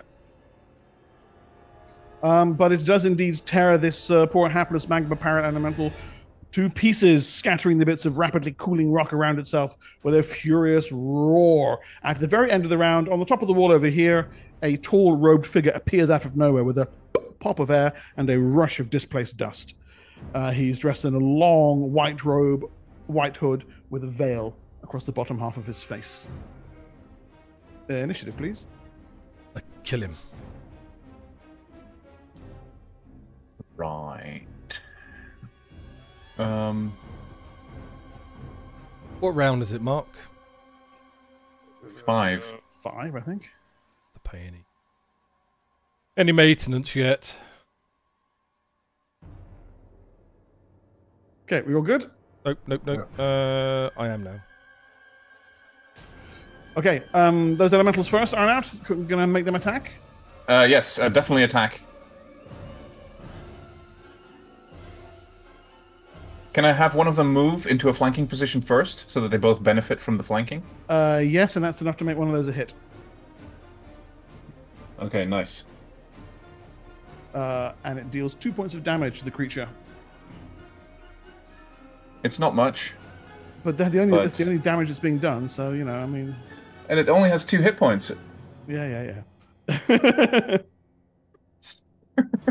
Hey, I'm just reading what I see. Okay, Siora. I'm playing dead. That's right, you're dead. You've been slain. Yes. Very, very true. I'm laying there like... It's not illusion, it's necromantic magic. Yeah, I know. Yeah. I have died. Help! I will make it very convincing in a bit. Give me a second. Ooh.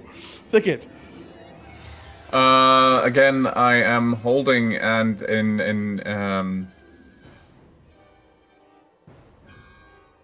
Okay. Senex? Thinking obviously that this creature is a bit sensitive to a lot of things, as in like the blindness obviously is doing some work on it, but do I think that it's got some sort of like blind fighting or anything like that? I don't know, do you? I don't know. I'm going to do a sensory suppression on it again. Okay, max 16 again. Sensory suppression. That one there. Oh, 30. That's a crit. Great. And it loses all sensory information, so I can drop the other one. And this one now does all sensory information. So, okay, so that's another 9. It's I'll take that off. So it receives another -1 penalty, but if the penalty could be increased depending on the circumstances. For example, if the creature is using blind fighting style to engage a foe or it's susceptible to being deafened, etc. Yes, good. Right, so I will take that off. So that was 9 plus 2. Just adjusting 11. Its armor class and attack.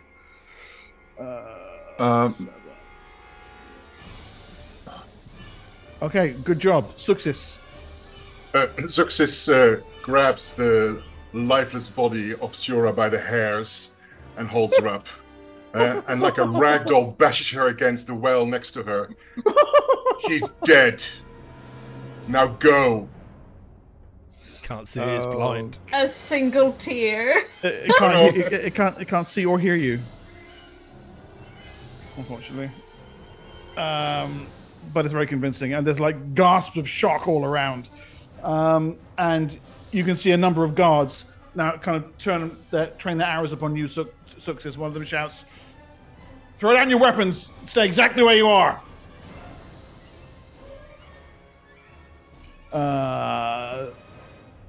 Do you do that, by the way, Success? What? I have the dagger. It's already. She drops it. But I'm still holding. In me. I'm still holding her by the hairs. Put her down. Thud. Okay. Really, she drops like a corpse. Okay, Mark, I'm adding 5 to my initiative count, so that puts me on 12. 12. Okay, so yeah, just go now. Okay, I cast Trip, and I essentially put an invisible tripwire in the direction that he was headed. Okay, nice.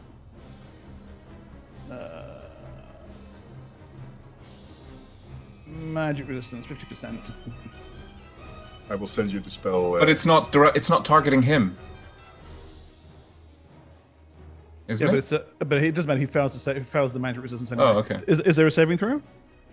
No, because all it does is it creates a 15-foot long, 1-foot wide shaft. Sorry,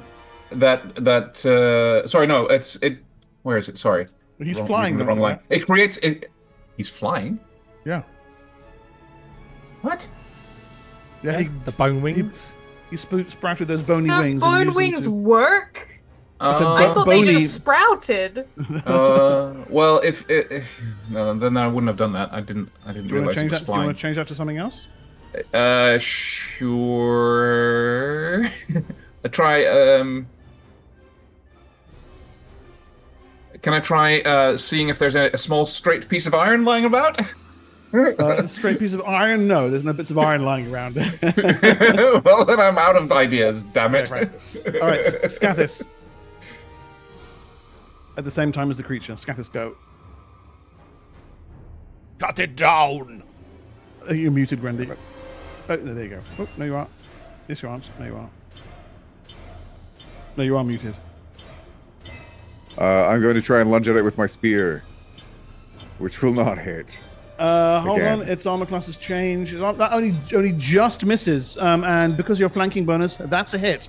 Deafened and blinded. His armor class has dropped to 13. If you can ground Wonderful. it. Nice. Okay. The obsidian spear punctures right into the creature.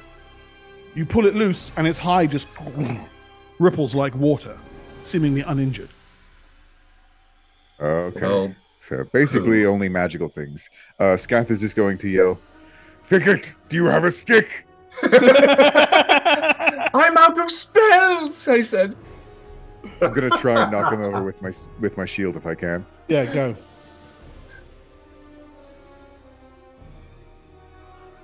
I literally have 2 second-level spells left. Yes, that's okay. Down he goes. The thing hits the floor. Its armor class drops even further.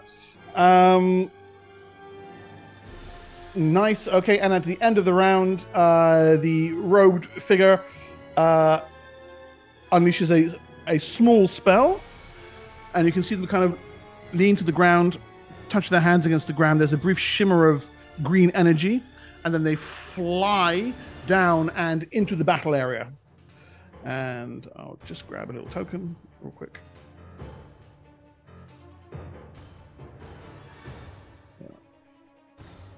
I have spell slots, but no components. So, like, literally everything I need to be able to do is just... Yeah.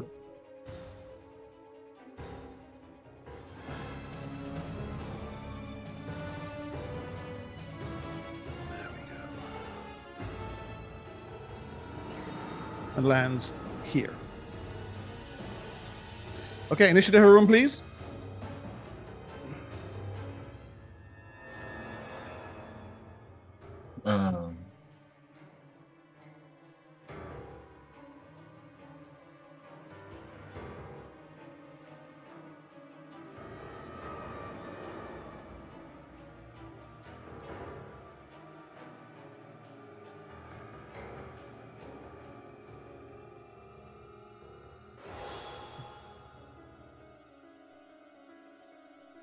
Okay, and just real quick, the creature and the surviving elementals. Okay.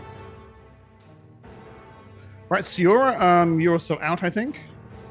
I am, and reading the spell, it means I can't feel anything, though I'm aware. So luckily, I'm chill. So you're aware of all the horrible things that are being done to you, but they don't actually hurt you. I mean, not physically at any rate. I'm just very embarrassed. Yeah, hurts you on the inside. Success. I give her head a kick for good measure. Okay, the guards shoot you. As far as they're concerned, you're part of the group that wants to kill her. Oh, I get that. I'm trying to convince the creature that she's dead. That's the only thing I'm trying to do. So. Okay, guards attacking at +3 to hit armor class 15.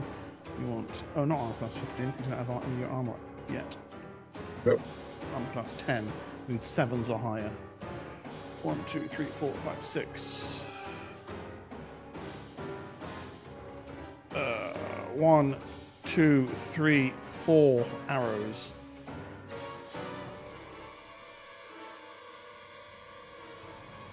3, 8, 9, 10, 11 damage to Scathis as Success, you mean?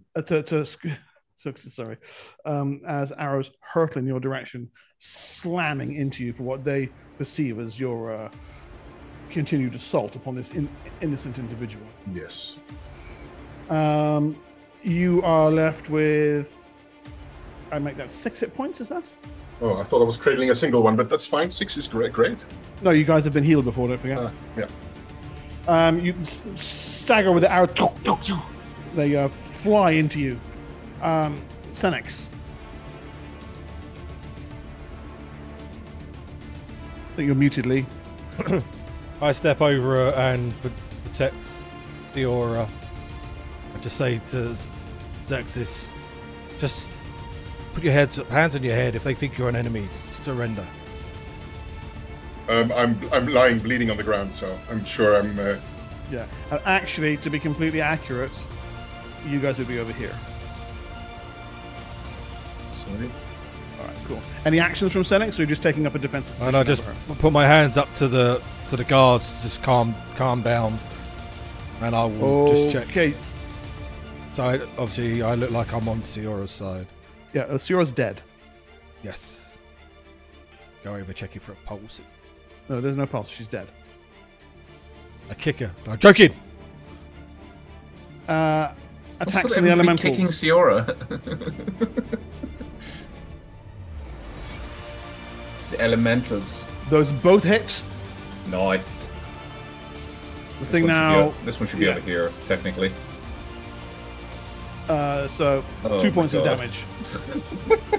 They're only little. 3 rounds of casting for a bunch of... Hey, look, they're hitting. You've done 10 damage to the thing so far. Be really impressed. 10 more than everyone else. That's true.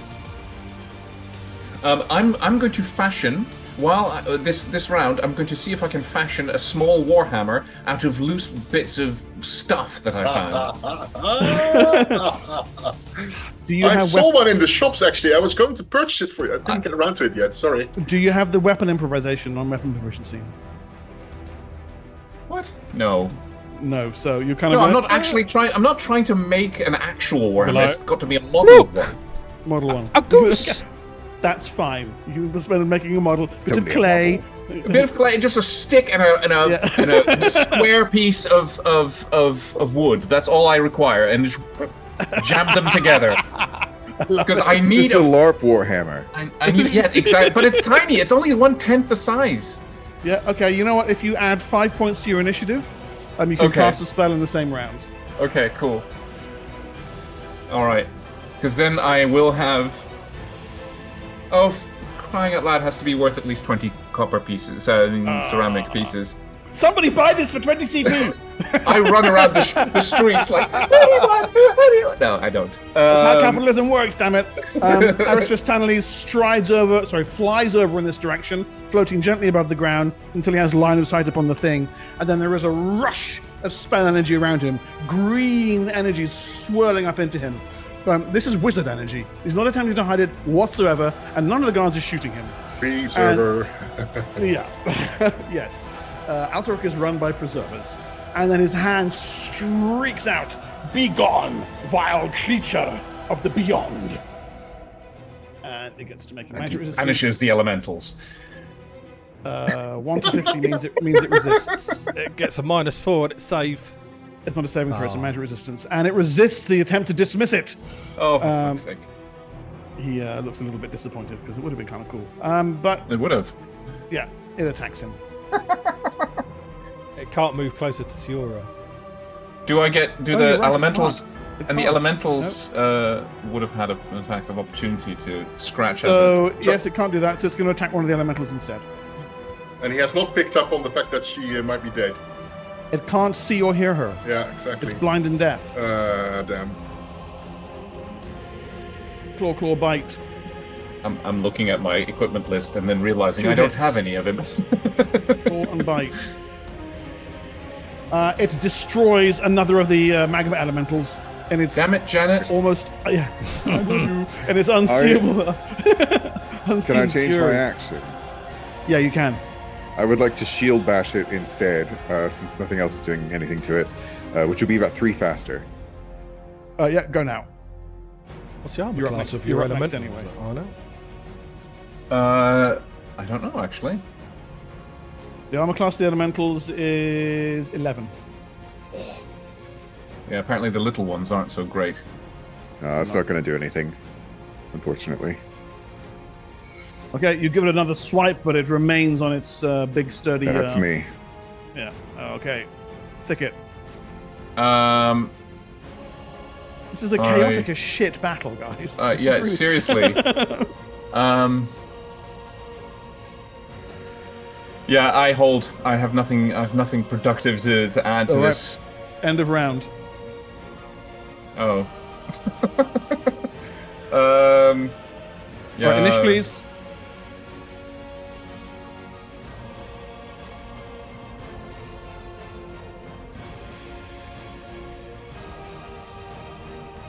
I don't even know why I'm bothering. I mean, it's just.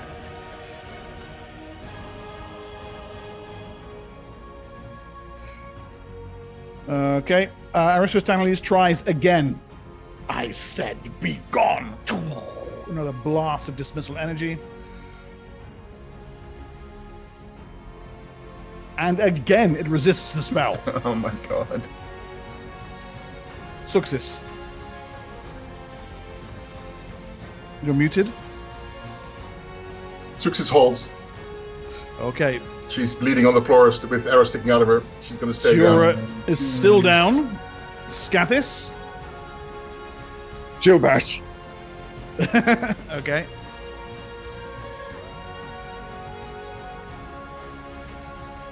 Yeah, okay. I don't It agree. drops. Yeah, okay. Its armor class is now 9 for this round while it's on the ground. Knocked flat. Your last elemental takes a brave swipe. Oh! Pathetic. Fails to land a blow. The thing spends its round getting to its feet. Senex. I have nothing else I can add, apparently. So I'm just gonna talk to Xerxes. Is she alive? He's not picking up on it. Because he's blind and deaf. Well, I've suppressed his senses. so don't unsuppress him. So he can pick up that she's dead. That's the only way we can defeat it. And hit it. We can't defeat it. That's why I killed her. That wizard there. Let's see what it can do. And I will... That's it. Me. Okay. Thicket. I'm going to run around the market stalls. Anyone, do you have a straight piece of iron? Most of the market people are not willing to kind of negotiate with you at the moment, being I'm too not busy- really asking. I'm just being- looking. I'm looking if anyone has anything made of iron that's straight and small. Yes, there are several places where there are little iron nails or bars. Okay, for grab work. one, and before they have a chance to say anything or cry thief, I'm out of there.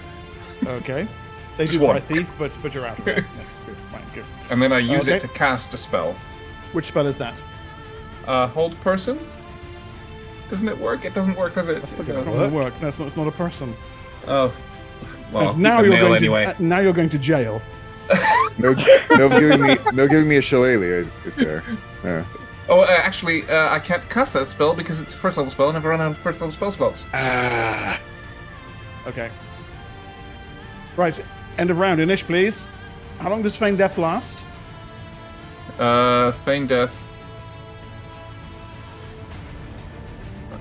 Feign Feign Death has a duration of One turn plus 1 round. One round per level, so quite a bit still. She's out for ages, poor girl. But I can make it undo it. I can stop it whenever I want. I'm chilling. Yeah. You're safe. Success. Sorry, this a new. It's a new round, yeah. Yeah, using my old initiative. I haven't rolled yet. Roll me a new one. Yeah. Here we go. There's the new one. Okay. Aristostanes is first. He strides into this direction and places a hand upon your spear. From the other hand is stretched out toward the ground. Green energy floods up through his body into the weapon. It glows brilliantly pale white blue. From beneath his veil, you can see his eyes look at yours, Scathis. Now you will strike true. And even as he says it, the thing turns and unleashes its last bolt of fury against the heat it can feel from the remaining elemental. 1, 2, 3. Oh, yeah, that's enough. And your last elemental is torn to pieces. The thing blindly and deftly is like, trying to sense where other foes may be found. Someone keeps knocking it on its ass. I would love to find out who that is, but yeah. Well, I'm not done doing it yet either. No, there you go. Scathis, you're up now. A warhammer for ants? What? Oh. Yes, a solid hit, and down it goes. Its skills completely depleted, knocked flat on its back. Right, and it was the spear that it he empowered, right? Yeah, the spear, yeah. Mark, I'm going to spend my round looking for a Oh, nat one. Oh my god. Aristostanes is like, really? Really? Okay, Siora, I'm blaming guessing you for that one. No. Well, okay, I'm used to that. Siora, I'm guessing you're out? Yep, okay, Senix? Also out, yep. Okay. Anything from Suxis? No, she's keeping a low profile before she gets stuck with more arrows. More arrows, okay. And then finally Thicket. Thicket, am I the last in the round? Yes, you are. Alright, I'm gonna run to where Scathis is. So I don't know how far can I run? I can make it to him? What's your movement rate? That's a good question.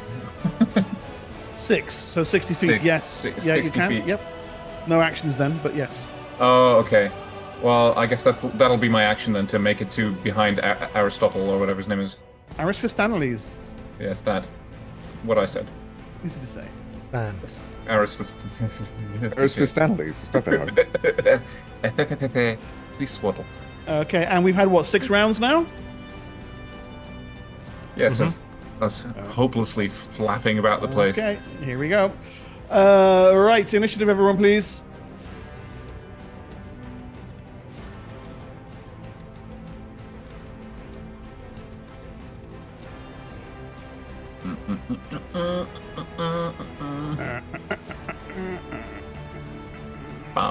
Wow, wow.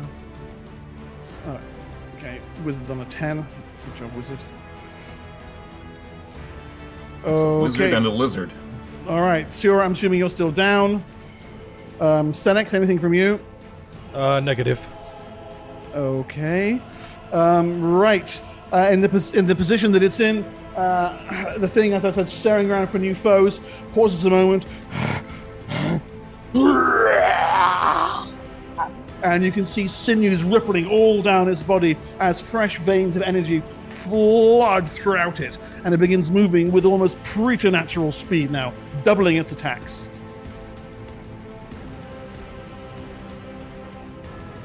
What the hell is this thing?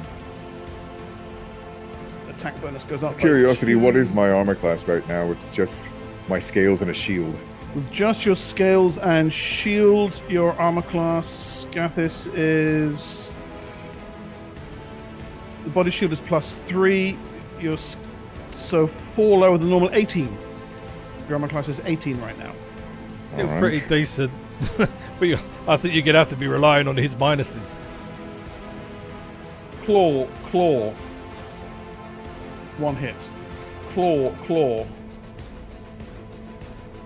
Another hit. 2 hits. Bite. Okay, only 2 claws hit. And you take 7 damage from the furious flurry of attacks coming out of the creature. Leaves you on wasn't it prone? 11 hit points. Success. Yeah, it's going into blood frenzy, which means it's acting under a haste, so it can get up. Success holds. Okay. Aristophanes has used both of his dismissal spells to no effect. He strides up to here. And where is it?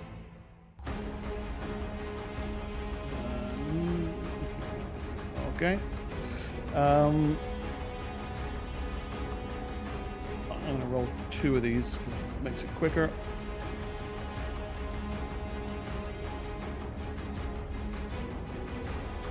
Unleashes a lightning bolt, slams straight into it for 40 points of damage. Oh, nice. Its magic resistance completely negates the effect. Aristophanes swears, "We must bring this down by force of arms! It resists my magic!" Thicket. I run up to the creature and I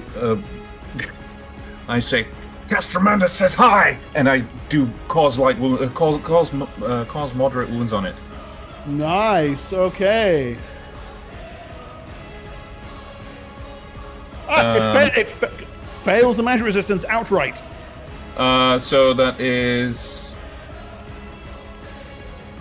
Yes! 10 points of damage. Outstanding. The thing howls as black necromantic energy crackles into its body. And I use my rapid retreat to run away to 30 feet away. Yep. 1, 2, 3, 4, 5, 6. There we go. Jabbing with the spear.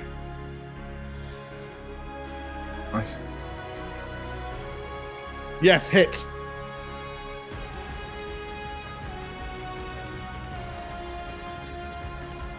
Oh, I've got 2 spells left. Haha. Only 7 damage. That's still better than nothing.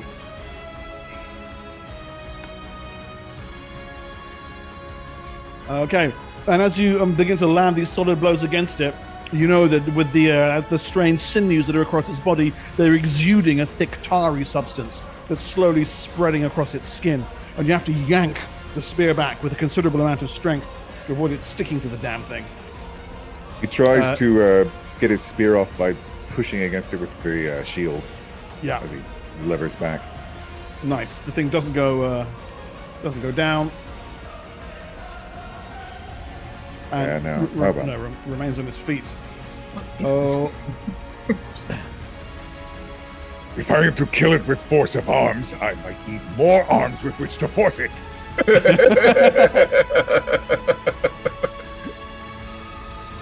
Hearing this, Arisha Stanley shouts, "Swords! Bring me swords!" Initiative from any participants, please.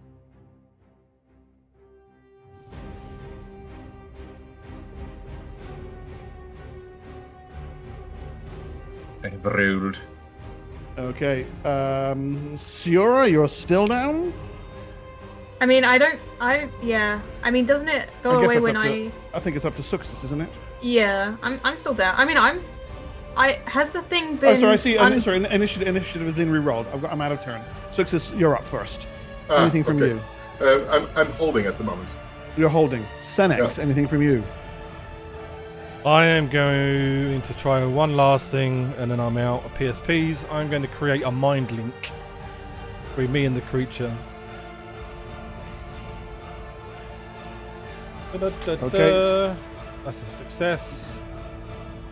That costs 9 plus the things, that's 10. And I am going to also power manipulate that.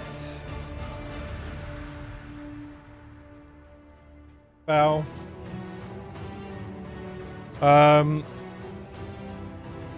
So I establish a mind link. Okay. between me and the creature.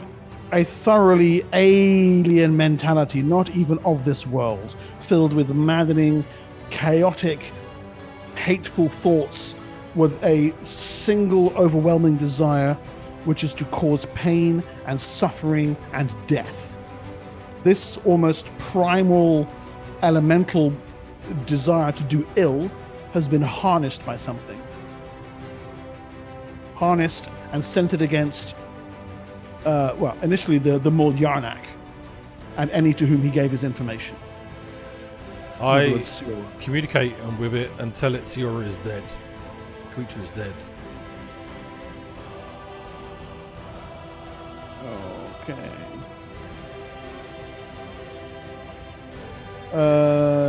Just a moment, Don't please. need to be able to speak its language. Nope, I know.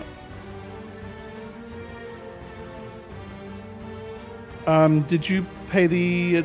It's 6 plus the 9, so it's 15. Okay, this thing You said 11, costs 11th level, yeah. So it's 7. yeah? That's 6 for me. Oh, of course, yes. Okay. From its mind comes a simple demand. Prove it. I remove the blindness so you can see her dead. Okay. Its head snaps around, stares at her body, and then from it comes a sound.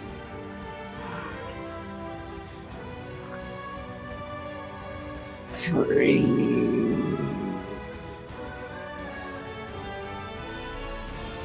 And with that, its form shimmers, ripples, and evaporates before your eyes like so much smoke sent back to the plane it came from.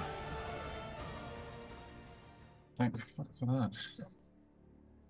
As far as it's concerned, its task is complete.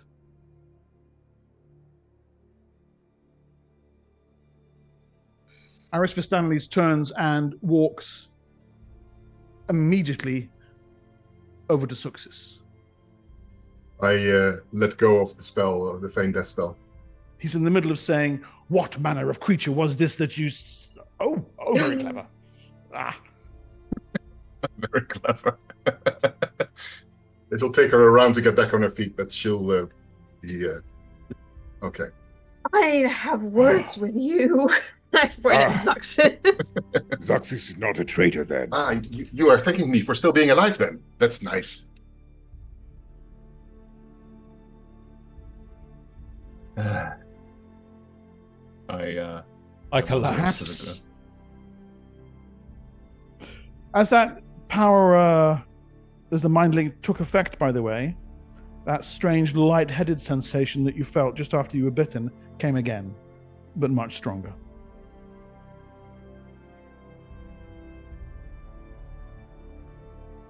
The veiled man who you've heard called Aris Vistanles looks you up and down, Suxis, and gently kind of point, touches the feathers on one of the arrows.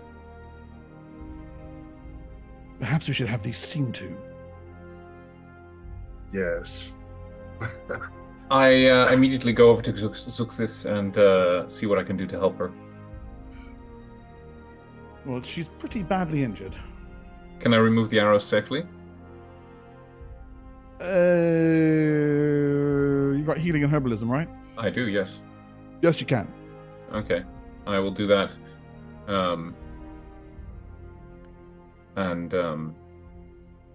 Then immediately give her... Once the arrows are out, I give her the last spell I have, which is a Cure Moderate. Go ahead, roll for that then. Thank you for helping us, whoever you are. That's So 6. you get 6 hit points. My name is Aris Vistanles. I suppose I rule Alteruk. I had not wished to expose myself in this way. And you can see, although the guards have their weapons out, they don't have them pointed at anyone, but they're keeping a close eye on people all around the marketplace. As the clamor starts to die away, you can see many are staring toward, well, your group or the preserver with undisguised fear or hatred in their faces. I am Senex. I must rest. He stares at you. This bite has taken more of a toll on me. Senex?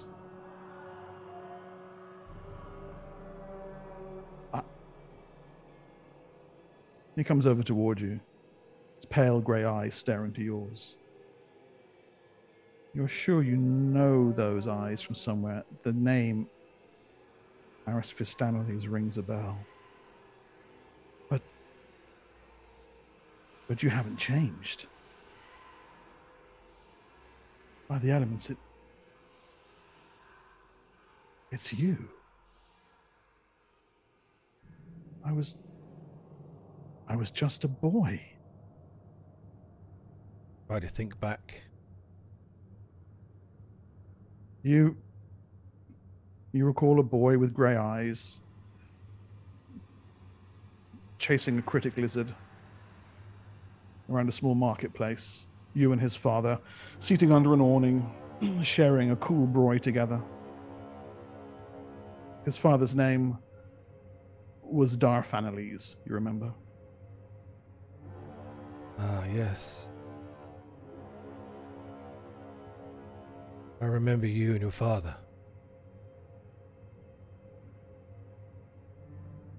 Vaguely.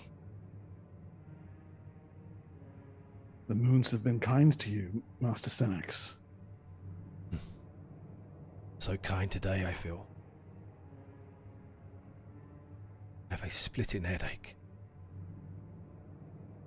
Is there perhaps a place that we can take shelter? I would like you to join me in my abode. I have some questions regarding who you are and what you are doing in Alterook. And we will be happy to answer all of that. Well, let us get off the streets. Do I remember Come the here. boy's name? Oh, obviously I do, yeah. Because it's him. Yeah. So yes. As Of we course I remember. Stan. It's me. as we follow, I want to just lean to the others and just say, do we tell him what we know of House Shom?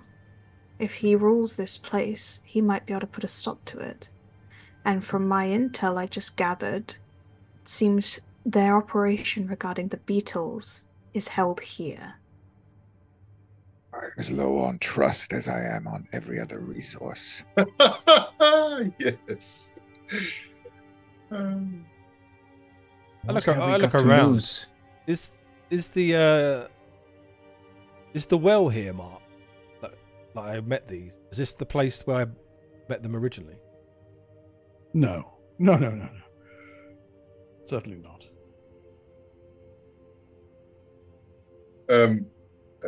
Lead the way, Success says. Okay. I will also give Zuxis 6 obsidian daggers, a bone dagger, and the extra widow's blade for her to trade later. Yeah. Because I forgot to give those to her to sell. Success already did actually increase the funds quite considerably. Oh, very nice. Yeah, she bought something at a 30% discount and sold it with a 30% profit. So that's how much it increased. But she Nice. didn't get around to actually buying the stuff that we need. That's fine. And before they depart, Scathis will actually go to collect the other obsidian spear that he had thrown. The one that And if bounced off any- the wall. Yeah. Yep. If any townspeople give him the side eye as he does, he'll look at them and bare his fangs in a snarl just to make sure that their fear outweighs their hatred a little bit. More than effective. Those who are staring your direction with any degree of confusion rapidly turn their faces. One person actually goes, ah! And And that was Senex. and they back away. How old is this gentleman now? Aristoteles? Yeah. Oh goodness, it's difficult to tell because he's got his face veiled, but from what you can make out of the upper half of his face, he looks to be in his 50s or 60s. It's probably my age currently. He looks about your age, yeah. He's deeply confused. Okay, so old, powerful, runs a very wealthy city. Okay. Good to know. Good to know. I start laying it on thick. I'm like, Oh, you already thanks love so him, much. I do. don't Thank you.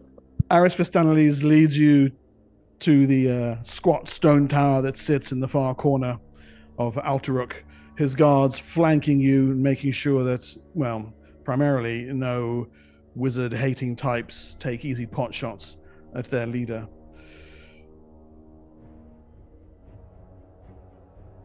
As you are led through the large Agafari wood doors and into the security of the interior, those doors swing shut behind you. The townsfolk are not the only ones observing what has happened. This strange extraplanar creature had to come from somewhere. And from beneath his bronze mask covering half his face, observing from one of the nearby alleys, the mouth forms not a cruel smile, but a grimace of determination filled with a promise of malice. On that, we end our episode. We shall pick it up next session in the company of Aristoteles, preserver of Alteruk. Lalarash lives another day.